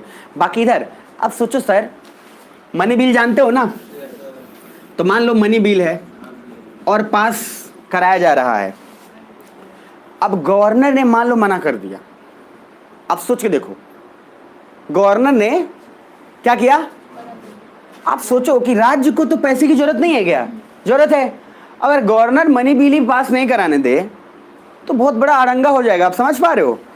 तो सर इसीलिए सेंटर गवर्नमेंट इस बात को बोल के भेजता है गवर्नर को कि बेटा उस सबको भूखे मत मार देना, उन लोगों को जो काम है करना, तुम्हारा बस एक ही काम है कि जब कोई संवैधानिक हस्तक्षेप हो, जब हाई कोर्ट के जज, सुप्रीम कोर्ट के जज, इन लोगों को कुछ चेंज करने का बात हो, कुछ एरिया को देने का बात हो, तब तुम मेरे पास भेजो। और उस समय गवर्नर के पास दो ऑप्शन हो, तो क्या करता है? अपना बिल वापस प्रेसिडेंट के पास भेजता है। लेकिन कुछ बिल ऐसा है जो गवर्नर रख लेता है और बोलता है कि जब तक हम प्रेसिडेंट साहब से नहीं पूछेंगे तब तक हम इसको पास नहीं करेंगे। अब मान लो प्रेसिडेंट के पास गया और प्रेसिडेंट भी कंफ्यूज है कि इस बिल का क्या किया जाए, तो वो चीफ जस्टिस ऑफ इंडिया को बोलेगा और दोनों तब मिल के बोलेंगे कि इसका करना क्या है। सुन पा रहे हैं? मैंने आपको एक बताया था जहां पे लिखा था आपको केशवानंद भारती केस के बाद इन रेफरेंस लिखा था मैंने, याद है? केरला। इन रेफरेंस का मीनिंग क्या था? प्रेसिडेंट जहां, बहुत बढ़िया, जब प्रेसिडेंट अपने बिल को रख के और चीफ जस्टिस ऑफ इंडिया से एडवाइस ले, तब वहां पे इन रेफरेंस वर्ड यूज किया जाता है। रिवीजन करते रहिएगा बॉस। नेक्स्ट आगे आइएगा। अब वर्क ऑफ प्रेसिडेंट में सबसे पहले है why we sent the bill to president. पहला क्वेश्चन ये उठता है कि सर अगर हेड, इधर पैसे के मामले में हेड अगर PM है तो प्रेसिडेंट के पास भेजा क्यों जाता? देखो पैसे के मामले में ना सारा पावर है प्राइम मिनिस्टर के पास, सारा नरेंद्र मोदी, ठीक जैसा मन उधर अपना दांव पेच खेल लेगा। लेकिन बात ये उठता है कि आखिर प्रेसिडेंट के पास भेजता क्यों है? जब अगर सारा पावर इसके पास है ही तो भेजता क्यों है? दो बातें। पहले मैंने बोला कि अगर प्रेसिडेंट हर बिल को रोक दे तो सरकार किस काम का? आप सोच के देखो, तो फिर गवर्नमेंट क्यों है? गवर्नमेंट पावर क्यों दिया हुआ है? अगर गवर्नमेंट ही खर्च नहीं कर सकती पैसे को, सर IAS को हम IAS बना दिए और बोले कि तुम फैसला नहीं ले सकते। क्या सुन पा रहे हो? अरे जोर से बोलो। तो IAS अगर आप बना लिए तो IAS क्यों है? क्योंकि उसके पास पावर है डिसीजन लेने का। क्योंकि वो IAS है इसलिए डिसीजन लेता है ऐसा नहीं है, क्योंकि उसके पास पावर है इसलिए वो क्या है? IAS ऑफिसर है। अगर पावर आज हटा दो IAS ऑफिसर का, वो नॉर्मल इंसान हो गया। सुन पा रहे हो? खैर नीचे आओ। नेक्स्ट, अब वर्क ऑफ प्रेसिडेंट में सबसे पहले देखो why we send the bill to president. President is the only person who is connected with LEJ and वो तीनों के पॉइंट ऑफ कम्युनिकेशन प्रेसिडेंट करता है। मतलब ये तीनों से बात कौन कर सकता है? प्रेसिडेंट। अच्छा LEJ समझ रहे हो? नीचे आओ। इसलिए सबसे ज्यादा heavy mandate for removal president का होगा। आप सोच के देखो, जब वो तीनों से कनेक्टेड है तो इसको हटाने के लिए तो सबका सहमति चाहिए, इसलिए तो स्पेशल मेजोरिटी 4 लगाएंगे। सबसे टफ होगा प्रेसिडेंट को हटाना, आज तक हटाया ही नहीं गया है, तो सर फ्यूचर में भी होना बहुत मतलब असंभव टाइप का है ये। सो प्रेसिडेंट इज ए पॉलिटिकल। ये पॉलिटिकल का मीनिंग क्या हुआ कि प्रेसिडेंट ना तो एल का है, ना ई का है, ना जे का है सर, वो बस सिर्फ देश का है, किसी भी पार्टी, किसी भी लेजिस्लेटिव, किसी भी एग्जीक्यूटिव के दबाव में आने वाला नहीं है। नीचे आ जाओ। सो president is a political, he can't be member of any political party. अगर वो थे तो उस पार्टी से रिजाइन करना होगा। इसीलिए bill after 2 hours president 2 houses president के पास जाता है, बिकॉज प्रेसिडेंट से आप उम्मीद करते हैं कि वो पॉलिटिक्स का नहीं देश का सोचे। क्या सुन पा रहे? अब सर अगर प्रेसिडेंट अगर इन लोगों में से किसी से भी मिल गया तो फिर देश का क्या हो जाएगा? ये तो अपने ही ऐसे ही लूट रहे हैं, वो ऐसे ही लूट रहे हैं, वो ऐसे ही सब कर रहा है, तो कोई एक तो हो जो बचाए। आगे आओ नेक्स्ट नीचे। अगर क्या नींद आ रही है क्या सबको? अब सबसे पहले he can't be A member of any political party. अब नीचे, बिकॉज लोकसभा का एक ही काम है कि जो पावर है वो उसको करे ताकि नेक्स्ट में क्या हो, फिर से वो जीत के आ जाए, उसका यही काम है। राज्यसभा का काम है कि स्टेट की सोचे, तो देश का कौन सोचेगा? तो देश का सोचने के लिए कौन है? प्रेसिडेंट है। So we are parliamentary democratic, so president will do on advice of council of nation. मैं बोला था आपको पहले भी पढ़ाया था, प्रियम्बल में भी बोला था कि हम लोग पार्लियामेंट्री डेमोक्रेटिक हैं, और मैंने आपको उसमें एक रिपब्लिक वर्ड भी यूज किया था। तो पार्लियामेंट्री डेमोक्रेटिक मतलब क्या कि सर प्रेसिडेंट के पास पावर, इलेक्शन जरूर होता है, लेकिन क्या मैंने बोला कि पार्लियामेंट हमारे लिए ज्यादा सर्वोपरि है, कि हम लोग पार्लियामेंट्री हैं कि प्रेसिडेंशियल हैं? पार्लियामेंट्री फॉर्म ऑफ गवर्नमेंट है। तो जब हम रिपब्लिक क्यों है? क्योंकि प्रेसिडेंट क्या होता है? चुना गया रहता है, इसलिए गणतंत्र हम बोलते हैं। खैर आना पेज नंबर 123 पे, और यहां से बस समझ लेना यही एक टेबल है जो आपको बहुत अच्छे से बनाना है, मैं बता देता हूं। और ये टेबल आपको पूरे ढंग से एक पेज पे या एक बड़े से सीट पे बना के रख लेना, पूरे प्रेसिडेंट एंड गवर्नर का सारा क्वेश्चन सॉल्व हो जाएगा, इसलिए दिमाग में रख लेना। ठीक, बताओ कि छोड़ दूं? बताए ना। तो ये पहला होमवर्क आपको ये दिमाग में रख लेना है कि आपको ये टेबल अच्छे से बनाना है। और मैंने जितना भी आपको नोट्स अभी प्रेसिडेंट एंड गवर्नर का जितना पेज तक दिया है, इन सब को मात्र 7 पेज में लिखना है, 7 पेजेस में। चैलेंज है आपके लिए, 7 पेजेस। अब आप जैसे लिखो, आपको ये या तो कोई बड़ा सा चार्ट ही लेके आ जाओ, वो भी चलेगा, कोई दिक्कत नहीं है, लेकिन 7 पेजेस होना चाहिए। 7 पेजेस में पूरा प्रेसिडेंट एंड गवर्नर आपको कंसोलिडेट करना है। मैं उसमें भी ये देखना चाहता हूं कि सर 300 और 3000 शब्दों को आप कैसे एक्युमुलेट करके ले आ रहे हो वहां पे, ठीक है? कौन सा उसमें इंपॉर्टेंट है। तो अब एक लेवल पे आगे नेक्स्ट हम लोग जा चुके हैं, और ये सारा कुछ मैं सिर्फ एक ही मेरा मकसद है, राइटिंग, आंसर राइटिंग के लिए आपको मैं कब तैयार कर लिया रहूंगा आपको आइडिया नहीं लगेगा, इसीलिए आप वो कर लीजिएगा, ठीक है? नेक्स्ट आइएगा। बता के आंसर राइटिंग नहीं होता है आपको, जब तक आपका सिलेबस कंप्लीट होगा तब तक आपके बहुत सारे आंसर राइटिंग के पार्ट खत्म हो गए रहेंगे। नीचे आइए। There is no such term like veto. एक टर्म होता है वीटो, वीटो आप सुनने होंगे बार बार। देखो वीटो जो है लक्ष्मीकांत में भी मिलेगा आपको, अभी आप रीड करेंगे ना, लक्ष्मीकांत में मिलेगा वीटो। वीटो का मीनिंग कुछ अलग होता है, लेकिन लक्ष्मीकांत ने कुछ अलग सेंस में इस्तेमाल किया है। तो लक्ष्मीकांत में यह बोला गया है कि वीटो का मीनिंग एक ही चीज होता है, पावर। बट वीटो का पावर है, तो यहां पे यह बताया गया कि प्रेसिडेंट के पास क्या क्या पावर है, तो वहां पे वर्ड यूज कर लिया क्या? वीटो। सर लेकिन वीटो जनरली अलग होता है, जैसे P5 कंट्रीज होता है, वो मैं आपको आगे बताऊंगा। जैसे परमानेंट सदस्यता जिनका है, तो उन लोगों जब पावर देते हैं, आप बार बार सुनोगे कि चाइना ने अपना वीटो पावर का इस्तेमाल करके हमको सहमति नहीं दिया। हम सब जगह से बढ़ जाते हैं आगे, चाइना बोलता है हो गया बस। अब P5 का नियम यह है कि जो 5 सदस्य हैं वो पांचों का हाँ चाहिए, किसी भी एक का ना हुआ खत्म। अब इसीलिए चार तो इंडिया को सपोर्ट कर देता है, चाइना हराम को आते हैं तो लास्ट में और सीधा वो कसम खा के बैठा, बेटा तुमको तो बनने हम नहीं ये देंगे। अब देखो खैर आगे नेक्स्ट प्रेसिडेंट में आओ, और यहां पे काम देखो। मैंने देखो नोट्स में आराम से लिख दिया, there is no such term like veto in our constitution. अब मैं थोड़ा तेजी में जाऊंगा, पहले जरूर छोड़ूंगा लेकिन सिलेबस ज्यादा खत्म करके छोड़ूंगा अभी, इसलिए तेजी में रहना। तो use for P5 countries commission किया गया, अच्छा and all. Actually veto Laxmikanth की देन है, जो कि समरी ऑफ डीडी बासु है, मतलब एन अच्छी बुक है, हटाओ। तो खैर नीचे आना आप। प्रेसिडेंट में 3 काम, एक में यस लिखा होगा, नो लिखा होगा, रिटर्न दिख रहा है, जोर से बोलना, यस और नो। और एक तरफ गवर्नर दिख रहा है, yes no return preserve for president. ये क्या है समझना, मतलब कौन कौन से बिल को प्रेसिडेंट हाँ कह सकता है, कौन कौन से बिल को ना कह सकता है, किस किस बिल को रिजेक्ट कर सकता है, किस किस बिल को रिजेक्ट करने के अलावा बोल सकता है कि इस बिल को सुधारिए। दोनों में फर्क है। देखो रिटर्न कर देना और ये बोलना, रिटर्न कर देना एक अलग बात है, आपने रिटर्न कर दिया, कुछ बोला नहीं, लेकिन रिटर्न करते समय आपने क्या बोला, इस बिल में कुछ सुधार के लाइए। दोनों में फर्क है, रिटर्न बिना बोले और रिटर्न बोल के। तो पहला यस, देखो कोई भी बिल को प्रेसिडेंट यस कर सकता है, उसमें कोई दिक्कत नहीं है, यस में उसको क्या प्रॉब्लम है, तो जो भी आया यस कर दिया, ठीक। नो में आओ, नो में वो कुछ बिल को, सर हर बिल को प्रेसिडेंट नो नहीं कह सकता है।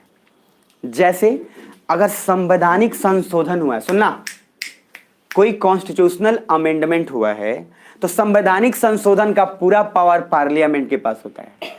अरे पार्लियामेंट 368 के अकॉर्डिंग कुछ भी चेंज कर सकती है बेसिक स्ट्रक्चर को छोड़ के, तो किसके पास पावर है, पार्लियामेंट के पास। अगर प्रेसिडेंट ही वो रोक देगा तब तो पूरा स्ट्रक्चर ही खत्म हो गया ना फिर संविधान का। संविधान का नियम क्या है, संविधान का नियम यह है कि पार्लियामेंट जो चाहे संवैधानिक संशोधन कर सकती है, संविधान में चेंज कर सकती है। लेकिन अगर प्रेसिडेंट ने सर वहां पे मना कर दिया तब फिर इस बात का तो खत्म ही होगा ना कि संविधान में जो लिखा हुआ तो उसी को वायलेट किया गया। और अभी क्या बोला हूं, प्रेसिडेंट को एक ही ग्राउंड पे हटाया जा सकता है, वायलेशन ऑफ द कॉन्स्टिट्यूशन, तो उस समय उनको हटाने के लिए प्रोसेस तवाई शुरू होगा। तो सर इधर दो बातें दिमाग में रखना, यस कौन कौन से बिल को कर सकता है, यस कितने को कर सकता है, सर सारे बिल को, कोई भी बिल हो यस कर सकता है, यस करने में कोई दिक्कत नहीं है। नो सिर्फ दो बिल को छोड़ के वो कर सकता है, एक संवैधानिक संशोधन और दूसरा मनी बिल। सुनना ध्यान से, मनी बिल को प्रेसिडेंट ना नहीं कह सकता और संवैधानिक संशोधन में भी प्रेसिडेंट ना नहीं कर सकता। इस दो बिल को छोड़ दो, उसके बाद वो किसी भी बिल में ना कह सकता है। फिर सुन पा रहे हो, मतलब आप लेके कुछ भी बिल गए, बोला कि कौन सा बिल है ये, संवैधानिक संशोधन का है, नो नहीं कहेगा, वो सीधा बस गया, वो पास होकर निकल गया। मनी बिल है, प्रेसिडेंट देखेगा भी नहीं, वो साइन करके निकाल देगा। लेकिन उसके अलावा अगर कुछ बिल है तब सर वहां पे वो अपना दिखाएगा कि बेटा ना ना ना ना, ज्यादा नहीं, बहुत हो गया। तो यस एवरीथिंग, नो सिर्फ दो को छोड़ के और सभी को नो कर सकता है। सुन पा रहे हो। अब तीसरा देखो क्या है, रिटर्न। तो रिटर्न में मैंने लिखा है for reconsideration except CAA and money bill. मैंने बोला रिटर्न तो कर सकता है वो, लेकिन मैंने क्या बोला, रिकंसिडरेशन मतलब वापस से उसको देख के सुधार के लेकर आइए। ये दो चीज मैं नहीं बोल सकता, एक संवैधानिक संशोधन में और दूसरा मनी बिल में। फिर वही चीज, तो आप सर स्पेसिफिक देखोगे क्या, हाँ तो सबको कर सकते हो लेकिन ना सबको नहीं कर सकते, रिटर्न भी सबको नहीं कर सकते। तो नो आप दो चीज को करोगे, कौन सा बोल लो, संवैधानिक संशोधन और मनी बिल। उसी तरीके से आप रिकंसिडरेशन में सबको बोल सकते हो, लेकिन सर संवैधानिक संशोधन और मनी बिल को नहीं बोल सकते कि बेटा जाइए और थोड़ा और दूसरा देख के आइए रिवाइज करके, वो काम आप नहीं कर सकते। अच्छा राइट साइड में आना और गवर्नर का जरा देखना, कॉमन सेंस से सोचो। गवर्नर पे आपको यस दिख रहा है, यस तो कुछ भी कर देगा। अच्छा नो पे आओ, सर कॉन्स्टिट्यूशनल अमेंडमेंट की बात तो गवर्नर से काय पूछेंगे भाई, औकात ही नहीं है देखो। तो सर गवर्नर से क्यों पूछेंगे, बात तो सही है, गवर्नर के पास कहा जाएगा संवैधानिक संशोधन में, तो गवर्नर को तो साइड हटाओ। तो सर ये तो नो जो बात है दो चीज में है, कॉन्स्टिट्यूशनल अमेंडमेंट का तो वहां पर देखो मैंने क्या लिखा है, एक एरो बना के मैंने नीचे लिखा है सीए, मतलब समझ रहे हो ना, कॉन्स्टिट्यूशनल अमेंडमेंट का तो सवाल ही नहीं उठता, वो तो पार्लियामेंट में ही है। अगर if some time state ratification की जरूरत पड़े तो वो नो नहीं कर सकते।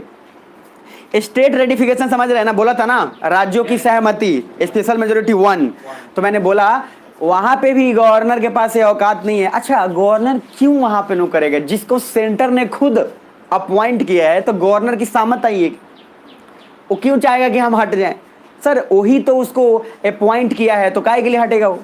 सुन पा रहे हो। अब जरा नीचे आओ, नेक्स्ट दूसरा है रिटर्न। कॉन्स्टिट्यूशनल अमेंडमेंट का सवाल ही नहीं उठता। मनी बिल, अच्छा मनी बिल सेंटर का गवर्नर के पास जाएगा कि स्टेट का, अरे सब लग रहा है सब कहीं और है सब। ये रहा मनी बिल, गवर्नर के पास मुझे बताना कि नरेंद्र मोदी अपना मनी बिल लेके जाएंगे क्या, तो मनी बिल तो राज्य का अलग होता है, राज्य का बजट अलग आएगा, केंद्र का बजट अलग आएगा। तो सर मनी बिल जो राज्य का होगा वो किसके पास जाएगा, गवर्नर के पास। तो सर मनी बिल को गवर्नर जनरली उसमें सिर्फ वही सेम चीज, उसको ये भी ताकत नहीं है कि मनी बिल को रोक सके, जिस तरीके से मनी बिल को प्रेसिडेंट जब नहीं रोक पा रहा है तो गवर्नर की क्या औकात है? सुन पा रहे हो? और अगर गवर्नर रोक देता, सोच के देखो आप, तो चीफ मिनिस्टर तो इलेक्टेड होकर बना था, अरे है ना, तो फिर तो नॉमिनेटेड ज्यादा पावरफुल हो जाता ना, तो पहला तो रूल ऐसा ही ब्रेक हो गया। क्या समझ पा रहे हो सर? चीजों को कनेक्ट करके ना, रटना मत। अच्छा ईमानदारी से बोलना, समझ रहे हो कि नहीं समझ रहे हो? अगर समझ रहे हो जोर से बोलो यस और नो। अब चीजों को वापस यहां तक आप आ चुके हो, ठीक है। दो चीज और दिमाग में रखो। ओथ आप समझ गए, तो प्रेसिडेंट को कौन शपथ दिलाएगा? Chief justice of India. और उसके बाद गवर्नर को कौन दिलाएगा? Chief justice of high court. ये दिमाग में रखना। अब जरा आओ नेक्स्ट नीचे। तो पहले मैंने बोला वहां देखो क्या क्या लिखा हुआ है, क्योंकि ये टेबल बहुत अच्छे से फ्रेश मुझे चाहिए। पहला यस, सब कुछ कर सकता है। नो, क्या कॉन्स्टिट्यूशनल अमेंडमेंट में नहीं कर सकता, और मनी बिल में। उसके बाद रिटर्न, कॉन्स्टिट्यूशनल और मनी बिल कभी नहीं कर सकता रिटर्न। एक इसमें जुड़ा हुआ है प्रिजर्व फॉर प्रेसिडेंट। इसीलिए बोला जाता है कि गवर्नर के पास ज्यादा डिस्क्रिशनरी पावर है प्रेसिडेंट से। डिस्क्रिशनरी मतलब क्या होता है? विचारशील। मतलब गवर्नर के पास ज्यादा विचारशीलता पावर है किसके तुलना में? प्रेसिडेंट के तुलना में। क्यों? क्योंकि गवर्नर, तो इधर गवर्नर बिल रख सकता है कि हम प्रेसिडेंट से पूछेंगे, प्रेसिडेंट बिल नहीं रखेगा कि हम किससे पूछेंगे। आ रहा समझ में? ये नहीं बोल देगा प्रेसिडेंट रामनाथ कोविंद देखिए देखिए पीएम हमारे बहुत गहरे मित्र हैं, हम बिल को रख रहे हैं, पीएम से एक बार पूछ लेंगे और पूछ के तब उसके बाद बिल को पास करेंगे। ऐसा पॉसिबल नहीं है। सुन पा रहे हो? तो सर ज्यादा विचारशीलता पावर किसके पास है? गवर्नर के पास। अच्छा कमाल की बात है कि गवर्नर कौन कौन से चीज, अब गवर्नर सब बिल को रख ले कि हम प्रेसिडेंट से पूछेंगे तब करेंगे, तो ऐसा कैसे काम चलेगा? कुछ ऑर्डर्स हैं, कुछ स्पेसिफिक चीजें जिस पे रख सकता है। जैसे मैंने क्या बोला, हाईकोर्ट के जज के पावर में चेंज वेंज कुछ कर रहे हैं तो गवर्नर बोलेगा बेटा रुको रुको, सेंटर को बताएगा। तो उसी तरीके से संवैधानिक कुछ संशोधन में हो रहा है तो कोई नया एरिया आ रहा है तो अब राज्य बोला कि हमको केंद्र से मतलब नहीं है, हम सीधे डायरेक्ट जा रहे हैं रसिया से बात करने। समझ रहे हो? अब मान लो ममता बनर्जी आगे आमी बांग्ला छे घर में टांगला छे। अब सर अब सिंपल उन्होंने क्या बोला? सिंपल क्या बोला कि बेटा देखो इधर इधर। अरे सुन लो, सीधा बोले मोदी जी आप केंद्र में रहिए, हम चले रसिया से बात करने। तो सर ये तो ऑलरेडी पावर है ही नहीं ना कि राज्य कभी भी सेंटर से बात नहीं कर सकता। अच्छा पैरा डिप्लोमेसी पढ़ाया था आपको, तो पैरा डिप्लोमेसी में तो क्या बोला? भले बात सेंटर ने परमिशन दिया तब आप कर रहे हो ना, और फिर जब तक होगा नहीं तब तक। अब जरा नीचे आओ नेक्स्ट। अब सर उसको पढ़ लो एक बार, राइट साइड में last, preserve for president. Any bill can be preserve for president but any bill जो हाई कोर्ट के पावर में चेंज हो उसको भेजना कंपलसरी है। बिकॉज हाई कोर्ट के पावर्स एंड फंक्शन रेगुलेट करने की पावर पार्लियामेंट के पास है। को टर्मिनस, ये वर्ड याद रखना, ये आएगा, को टर्मिनस होती है मतलब कुछ ऐसा ना कर दे जिससे पार्लियामेंट की पावर कम हो जाए। को टर्मिनस मतलब होता है कुछ ऐसा डिसीजन ना ले लिया गया हो जिससे कि पार्लियामेंट की ही पावर क्या हो जाए? कम। नीचे आना, या तबाह हो जाए। इसके अलावा भेजना है तो भेजिए, नहीं तो नहीं। मनी बिल भेजना कोई जरूरी नहीं है क्योंकि स्टेट्स की तो भी जरूरत है, फेडरलिज्म नाम की भी तो चीज होती है। अब मनी बिल को भी भेज दोगे तो स्टेट खाएगा क्या? पैसा पास ही नहीं हो पा रहा है स्टेट से, तो कहां से हो पाएगा? नीचे आओ। अब सर इधर आना, money bill can be rejected but can't be return or reconsideration because of some cycle will repeat. देखो इधर, मान लो अगर मनी बिल क्यों नहीं करता है प्रेसिडेंट, उसके पीछे कारण भी है। अब सोच के देखो आप, मनी बिल को अगर रिजेक्ट किया और बोला कि इसमें कुछ सुधार करके आइए, वो तो खैर बोल नहीं सकता, लेकिन मान लो बोल दिया, देखना इधर, अब फिर से क्या होगा? फिर काउंसिल ऑफ मिनिस्टर और प्रेसिडेंट मिलकर मनी बिल बनाएंगे, मतलब उनके एडवाइस से चलेगा, और फिर ये किसके पास जाएगा? प्रेसिडेंट के पास। अच्छा इधर देखो, प्रेसिडेंट ने मना कर दिया, प्रेसिडेंट ने मना कर दिया तो फिर बिल कहाँ आ गया? काउंसिल ऑफ मिनिस्टर के पास, फिर गया, फिर प्रेसिडेंट ने भेजा, ये साइकिल ही चलता रह जाएगा, कभी पास ही नहीं होगा। इसीलिए क्या बोला गया कि सर मनी बिल और संवैधानिक संशोधन, ये आप अपना बात हटाइए साइड में, बाकी सबको जो रखना है तो रखिए, नहीं तो कोई दिक्कत नहीं। सुन पा रहे? अब जरा एक स्टेप नेक्स्ट पेज पे आना और एक हाईलाइट किया होगा लाइन, उसको समझ लेना। तो आपको दिख रहा होगा दो तीन चीजें। सबसे फर्स्ट देखिए क्या दिख रहा है आपको, एक टर्म, तो एक साइकिल वहां बना हुआ दिख ही रहा होगा। एक मैंने घेर के लिखा है, so president can't return the constitutional amendment bill and money bill except this two, he can return any bill. इन दो को छोड़ के और कोई भी बिल में प्रेसिडेंट बोल सकता है कि देखिए ये गलत है, इसमें कुछ सुधार कर लीजिए या इसको हटा लीजिए। सुन पा रहे हैं? अरे है ना।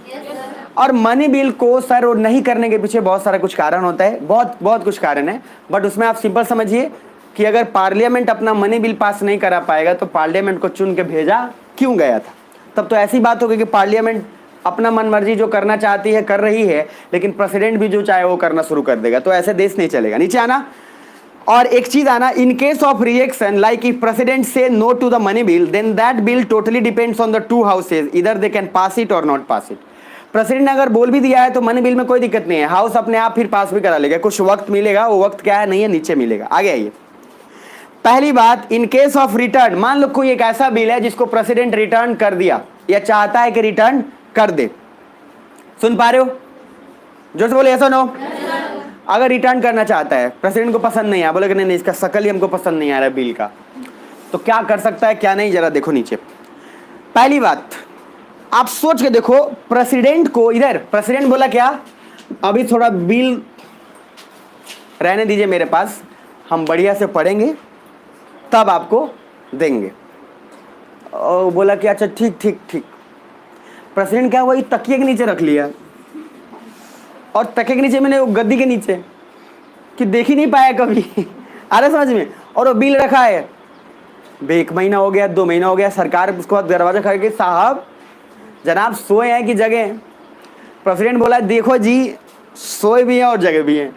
कैसे, तो ऐसे बोला क्योंकि हमारे पास कोई बाउंडेशन नहीं है प्रेसिडेंट के पास कि आपको इतना दिन में जवाब देना है। इधर इधर एक क्वेश्चन दिमाग में रख लो, कोई टाइम लिमिट नहीं है। प्रेसिडेंट जितना दिन चाहे, वो चाहे तो 5 साल भी जब सरकार खत्म हो जाए उसके बाद करेगा। ऐसे बहुत सारे बिल हैं, सुन पा रहे हो, जिसमें अब जैसे अब्दुल कलाम थे, अब्दुल कलाम जब प्रेसिडेंट थे तो कुछ ऐसा बिल पास हुआ जो बहुत ही खतरनाक बिल था। आराम से वो बिल गद्दी के नीचे भी नहीं, आपके बार पलंग के अंदर दराज में डाल के आए और चुपचाप सो गए। अब कमाल के बाद देखो इधर 5 साल बाद उस सरकार की तो खत्म हो गई। अरे 5 साल बाद तो खत्म ना, अब 5 साल बाद खत्म, बिल खत्म। अब दूसरी सरकार आ गई, मान लो अगर वही सरकार आएगी तभी तो नॉक नॉक करेगी। अब दूसरी सरकार आ गई तो क्या हो गया, खत्म, प्रेसिडेंट का भी झंझट खत्म। और ज्यादातर चांसेस इंडिया में ये रहता है कि एक बार जो प्रेसिडेंट बन जाए वो दोबारा जल्दी नहीं बनता। इंडिया में ऐसा आमतौर पर होता है, क्योंकि मौका सबको मिलना, अरे समझ में, तो आमतौर पे ऐसा होता नहीं है। तो सर प्रेसिडेंट से अगर आपसे क्वेश्चन पूछा जाए कि प्रेसिडेंट किसी बिल को अगर चाहता है कि रिकंसिडरेशन के लिए रखना चाहे तो कितने दिन तक रख सकता है, तो उस पर कोई टाइम लिमिट नहीं है, वो जब तक चाहे तब तक रख सकता है। हालांकि कोई ये आदमी इतना ज़्यादा दिन रखता भी नहीं, वो देख लेता है, उसको समझ में आ जाता है कि इस बिल का नियत क्या है।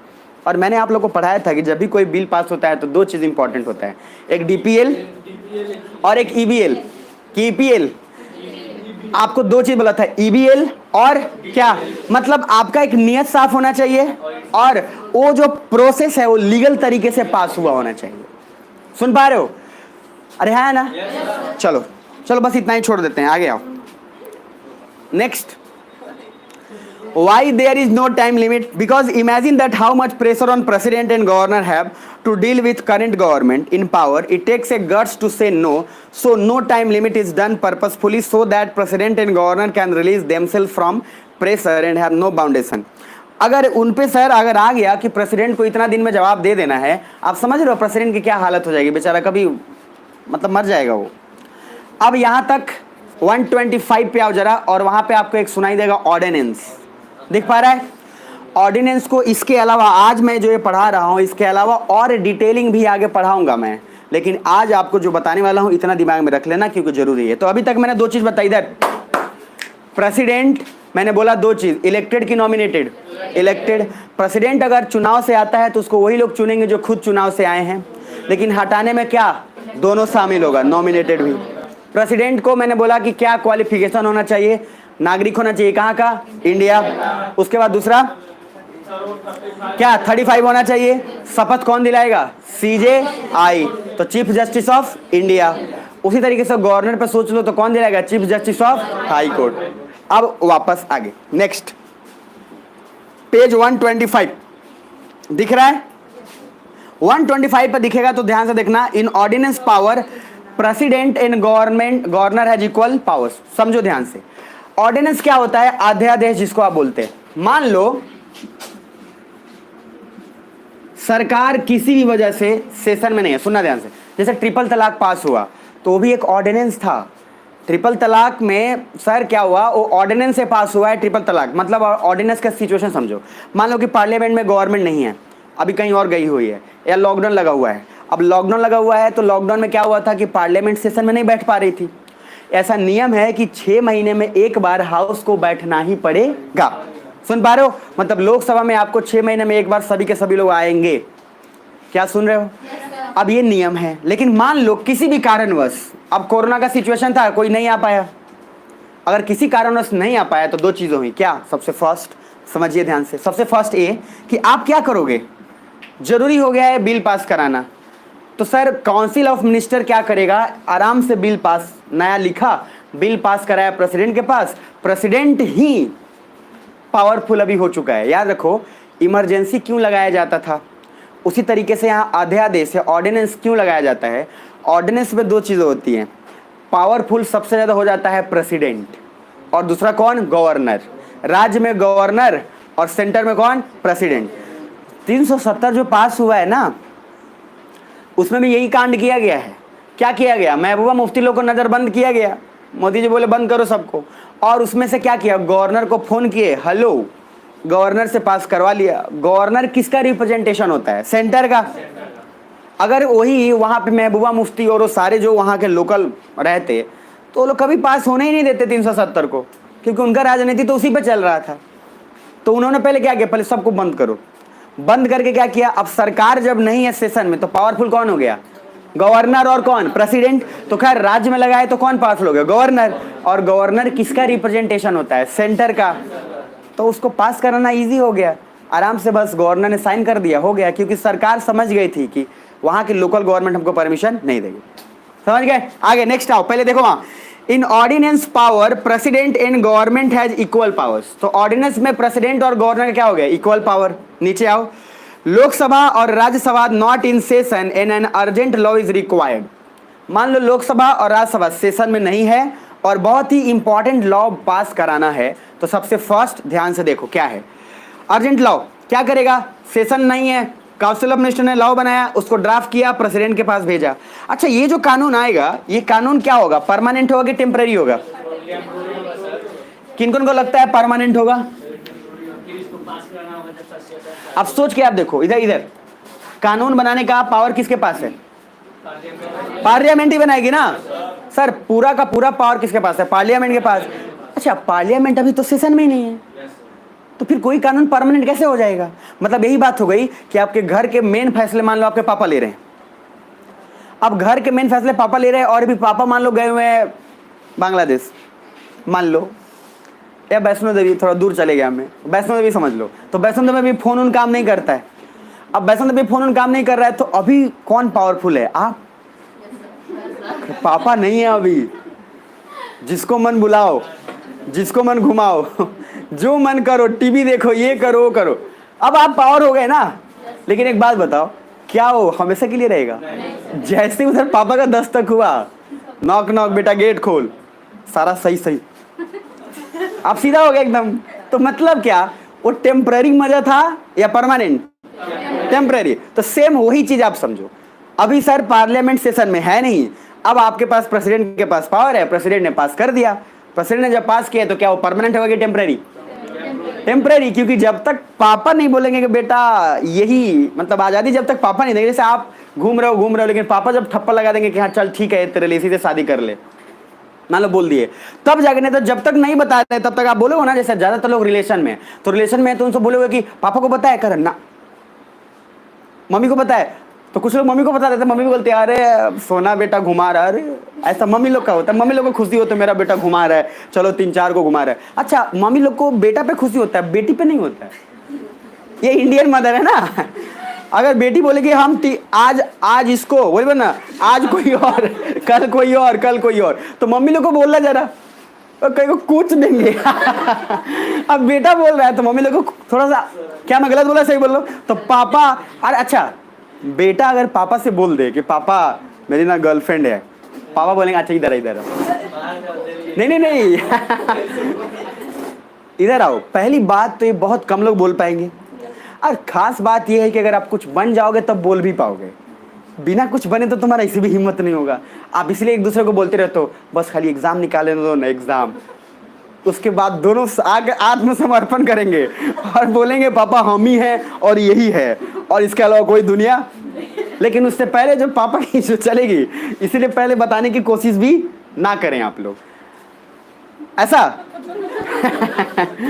बहुत कोई है, बहुत कोई कमिटमेंट किया हुआ है कि जिस दिन IAS बनो उसी दिन शादी करेंगे, कमिटमेंट कर दिया है। अब मैं बता रहा हूँ ये वही लोग हैं जो आपसे शादी नहीं करने वाले। मैं पहले बता देता हूँ आपको, समझ लो बस तुमको घुमा रहे हैं। साहित्य में भी मैं आगे मैं पढ़ाऊंगा आपको, वहां पे भी ये चीज आएगा वापस, जो आपको कमिटमेंट कर दिया कि घुमा। इसलिए क्योंकि यहाँ पे जो बिहार का सोसाइटी है वो पैट्रियार्कल है, इसमें के ज्यादा डिसीजंस आपके फादर लेंगे। और अगर ये बोल रहा है तो उसे अच्छा कमाल की बात, लड़की बोल भी रही होती है चल फट्टू कहीं का, तेरे से हो पाएगा, तू बोल ही नहीं पाएगा। वो भी बोल रही होती है तेरे में उतना दम नहीं है कि तू बोल पाएगा, पापा के सामने तो जाके चूहा बन जाता है। ये जो होता है ना ये आम तौर पे चलता है इधर।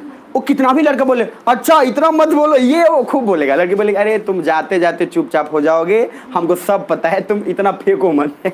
लड़का बेचारा धौंस दिखाते रहते हैं। इसीलिए अगर कमिटमेंट कर रहा है कोई तो चक्कर में मत पड़िएगा, मैं बता दे रहा हूँ, चुपचाप पढ़ लीजिएगा और आराम से रहिएगा और सीधा बोल के रखिए कि देखो भाई आज तुम हो कल कोई और होगा, बात खत्म है। इसलिए क्योंकि तुम्हारे पे हमको भरोसा नहीं है, तो अपना रास्ता पकड़ो और निकलो, बाकी कमिटमेंट झूठा नहीं करना चाहिए। नेक्स्ट आगे। अब सर पावर्स ऑफ ऑर्डिनेंस में निर्भया केस मैंने पढ़ाया था आपको। अब निर्भया केस पढ़ाया था, तो निर्भया केस में मैंने क्या बोला था सर, आपको बोला था कि एक नियम था फंडामेंटल राइट्स में क्या कि अगर क्रिमिनल लॉ है तो बैक डेट पे लागू नहीं होगा। और उस समय जो लड़का रेप किया था वो माइनर था, 18 साल से कम का था, तो सर उसको सजा नहीं देगा, पूरा इंडिया चिल्लाता रह गया। लेकिन उस समय क्या हुआ, सरकार सेशन में नहीं थी, तो सर क्विकली पास हुआ एक लॉ, और लॉ पास हो रहा है तो टेम्पररी होगा कि परमानेंट? टेम्पररी होगा। अब जैसे ही मैंने बोला नियम है कि हर बार 6 महीने के अंदर पार्लियामेंट सेशन में आएगी, उसको बैठना है, तो सर 6 महीना और प्लस 6 वीक्स, उसमें देखो जरा लिखा हुआ है क्या या नहीं लिखा हुआ है? लिखा होगा 6 वीक्स, मतलब कि जी अब सर देखो, मतलब जैसे ही सेशन में बैठा तो 6 सप्ताह के अंदर, मतलब कितना दिन हुआ 42, अरे 42 दिन हुआ ना, मतलब 42 दिन के अंदर आपको कानून पार्लियामेंट से पास करा लेना होगा। अगर 42 दिन के अंदर वो कानून पास नहीं हुआ तो कानून वहीं का वहीं खत्म हो जाएगा। सुन पा रहे मेरी बात? तो सर वो उतना ही दिन तक है जितना दिन तक पापा बांग्लादेश गए हुए हैं।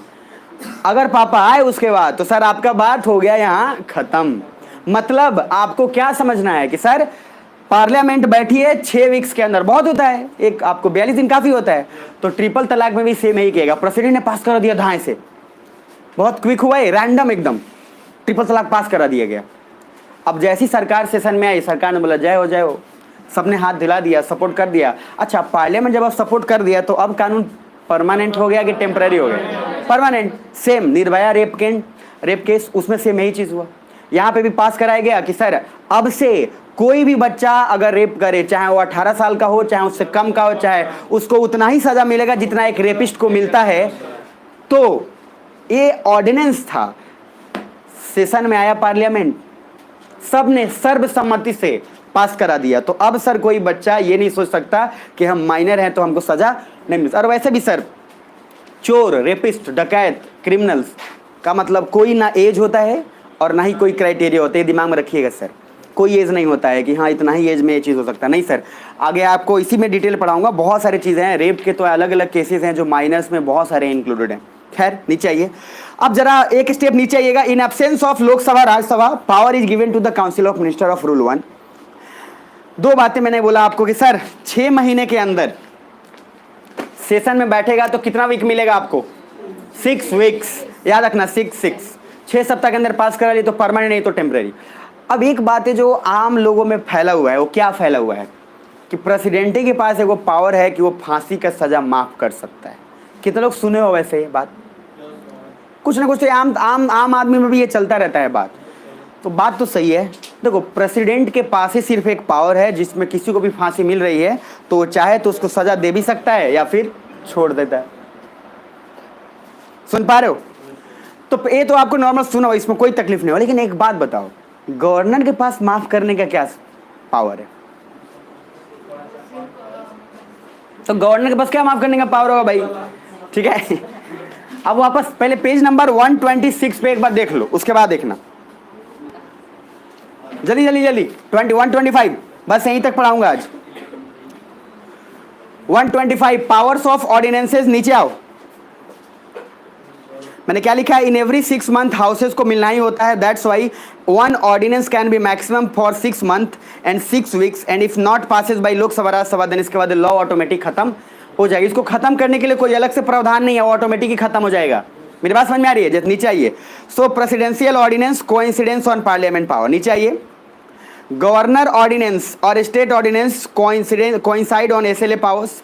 देखो, प्रेसिडेंट का ऑर्डर तो पूरे देश पर चलेगा ही चलेगा, और गवर्नर का क्या पूरे देश पे चलेगा? वो पर्टिकुलर राज्य पे चलेगा। तो गवर्नर भी अगर अपने राज्य में पास करा लिया तो करा लिया, कोई दिक्कत नहीं है। लेकिन अगर उसके बाद आया वहाँ पे सेशन में फिर से बैठा वहाँ का central government sorry state government, तो फिर वहाँ से पास हो जाना चाहिए, नहीं तो फिर वो भी खत्म हो जाए। नीचे आना, एग्जाम्पल ऑफ ऑर्डिनेंस क्या क्या? निर्भया केस, निर्भया केस में अर्जेंट डिसीजन लेने थे, गवर्नमेंट ने वर्मा कमेटी अपॉइंट कर दिया, so Verma committee recommended changes in IPC. उसके बाद आगे बढ़ा, फिर उसी तरह से दूसरा एग्जांपल ट्रिपल तलाक, ये सब ऑर्डिनेंस से पास हुआ है।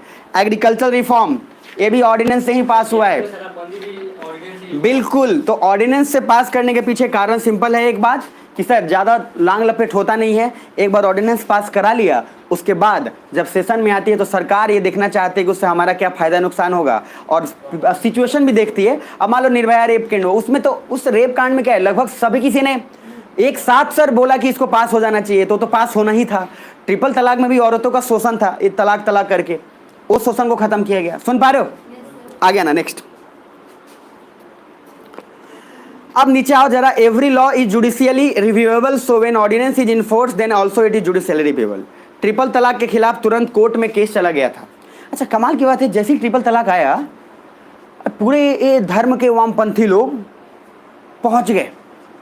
ये वही लोग थे जिनको मतलब जिसने 10-10 शादियां रचाई थी, मतलब वो हरामखोर लोग। मतलब आप सोचो क्या गजब का है ये कि धर्म के आड़ में क्या क्या है।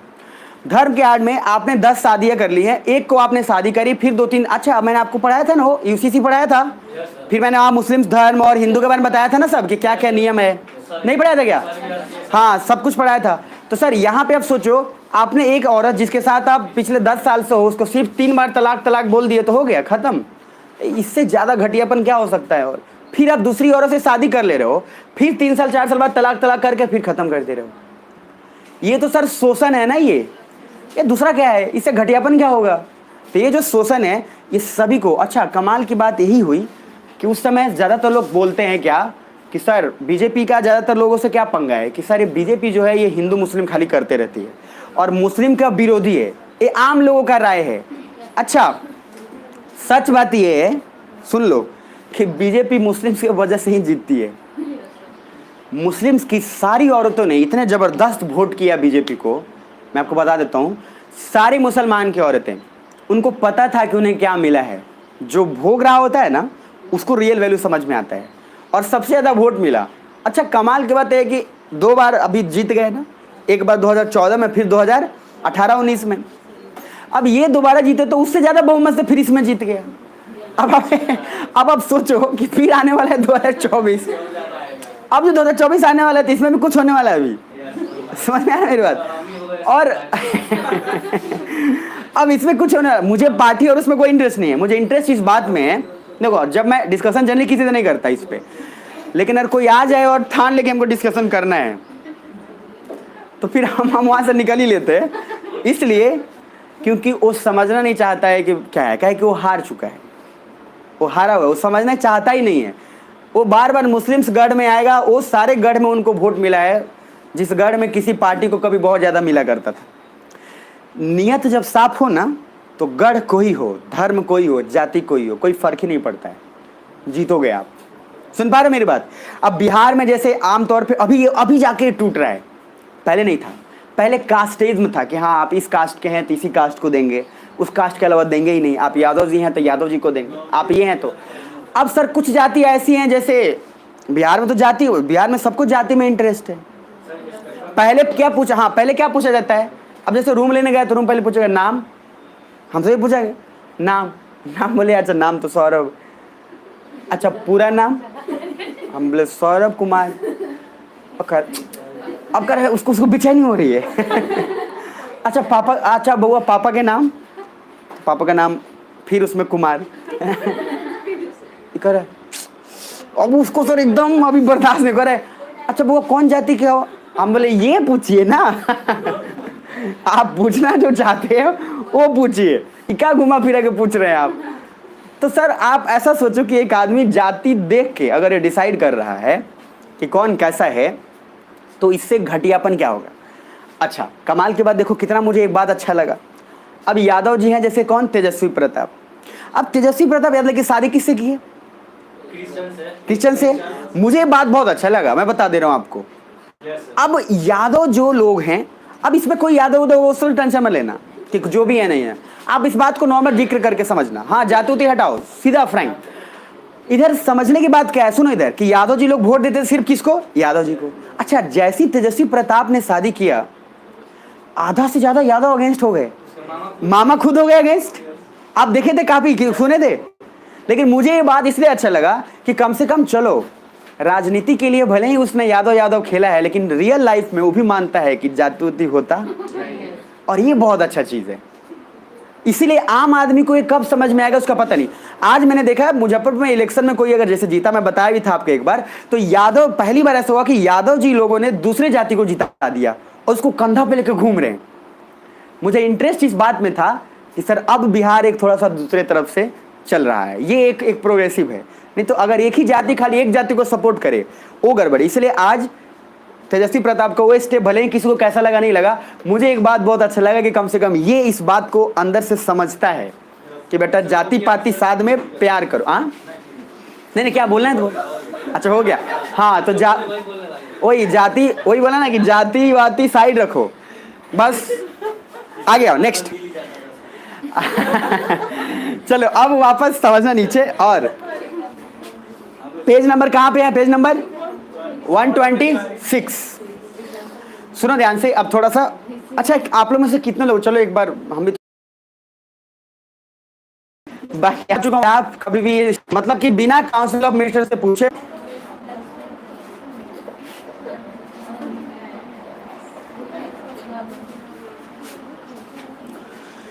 चलिए आइए ध्यान से, बस हो गया लास्ट, थोड़ा सा और करा लेंगे उसके बाद चलते हैं। डिस्क्रिशन में देखो दो तरीके का पावर, देख लो प्लीज, ये बहुत इंपॉर्टेंट यहां से क्वेश्चन पूछा हुआ है। अच्छा चलो ठीक है, इसको मैं एक ही फ्लो में कल खत्म करूंगा। डिस्क्रिशन पावर से पहले एक चीज थोड़ा ये देख लो, इसके बाद कल खत्म करेंगे। कॉन्स्टिट्यूशन में देख लो डिस्क्रिशन मतलब क्या क्या हो सकता है, कॉन्स्टिट्यूशनल डिस्क्रिशन, सिचुएशनल डिस्क्रिशन, इन दोनों के साथ एक साथ आगे जाएगा। एक बार आप पेज नंबर आना, देखो नेक्स्ट 127, एक बार आओ, एक दिखाता हूं। पार्डनिंग पावर, देखो पार्डन मतलब होता है क्या, माफ करना। तो गवर्नर क्या माफ कर सकता है, प्रेसिडेंट क्या माफ कर सकता है, वहां पे दिया हुआ है पेज नंबर 127 पे। 128 पे आओगे तो पहली बात है कि कौन कौन से आर्टिकल प्रेसिडेंट से रिलेटेड है और कौन कौन से आर्टिकल फिर गवर्नर से रिलेटेड है, ये सारा मेंस का टॉपिक है ये। फिर आगे आते जाओ, उसके बाद क्या प्रेसिडेंट एक रबर स्टाम्प ही है या फिर प्रेसिडेंट का कुछ है, ये मेंस का क्वेश्चन पूछा हुआ है, इस पर आपको बहुत अच्छे से लिखना पड़ेगा, उसमें लिखा हुआ है।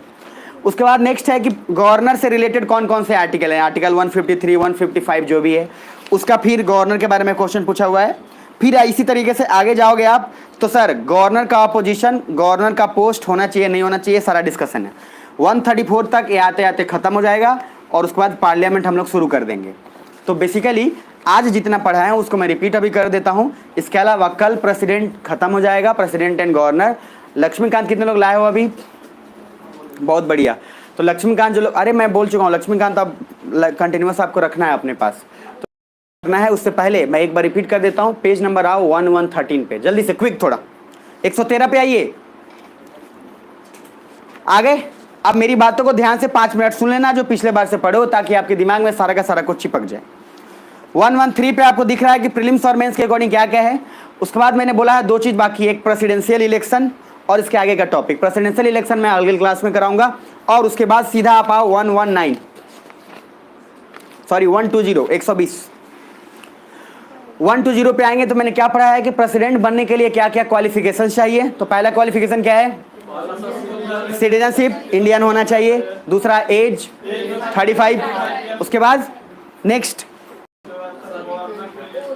क्या क्या, अब उसमें मैंने बोला है कि ओथ के अकॉर्डिंग तो है ही, तो ओथ कौन दिलाएगा उनको? Chief justice of India. Same जब प्रेसिडेंट सोचो तो गवर्नर भी सोच लो, तो कौन दिलाएगा oath? Chief justice of high court. अब आगे आओ तो उसके बाद पेज नंबर 121 पे क्या है? रिमूव कैसे कर सकते हैं? तो रिमूव एक ही चीज में कर सकते हैं ऑफ क्या हो? कॉन्स्टिट्यूशन हो। दूसरा रिमूवल में मैंने बोला कि प्रेसिडेंट को रिमूवल करने के लिए कौन सा मेजोरिटी लगता है? Special majority 4। और रिमूवल में इलेक्टेड पार्टिसिपेट करेगा कि खाली नॉमिनेटेड? दोनों। लेकिन इलेक्टेड समय कौन पार्टिसिपेट करेगा? इलेक्टेड। अब उसके बाद नीचे आओ, नेक्स्ट जीवन का आनंद लो। और उसके बाद आप आओगे तो क्या था? Work of president and governor. तो वर्क ऑफ प्रेसिडेंट में आपको ये बात पता है कि सर प्रेसिडेंट को साइन किस चीज पे कर सकता है, किस पे नहीं। क्या था? यस, नो और क्या? रिटर्न या रिजेक्ट। तो यस तो सब कुछ पे कर सकता है, नो किसी पे नहीं कर सकता। कॉन्स्टिट्यूशनल अमेंडमेंट और मनी बिल, इसको छोड़ के बाद बाकी को नो कर सकता है। उसके अलावा थर्ड क्या है? रिटर्न और रिजेक्ट। सर रिटर्न रिजेक्ट करेगा लेकिन रिकंसिडरेशन के लिए नहीं। गवर्नर पे सेम होगा लेकिन वहां कॉन्स्टिट्यूशनल अमेंडमेंट का कोई मतलब नहीं है। क्लियर है यहां तक? और वो बिल को प्रिजर्व कर सकता है किसके लिए?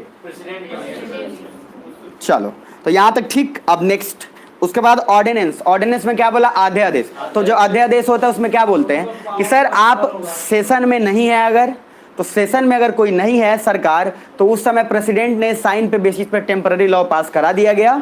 और पास कराने के बाद दो चीज इंपॉर्टेंट उसमें, पास कराने के बाद उसको 6 महीने 6 वीक्स के अंदर फुल मेजोरिटी के साथ पास करा लेना होगा, नहीं तो लॉ खत्म हो जाएगा। यहां तक ठीक है? अब उसके बाद नेक्स्ट अगर आएंगे आगे तो जीवन में आनंद लेने के लिए एक और बात, पार्डनिंग पावर में दिमाग में इतना रखेंगे कि सर माफी ले में तो ठीक है, आगे डिस्कशन उसको करेंगे, बट प्रेसिडेंट को ज्यादा पावरफुल है किससे?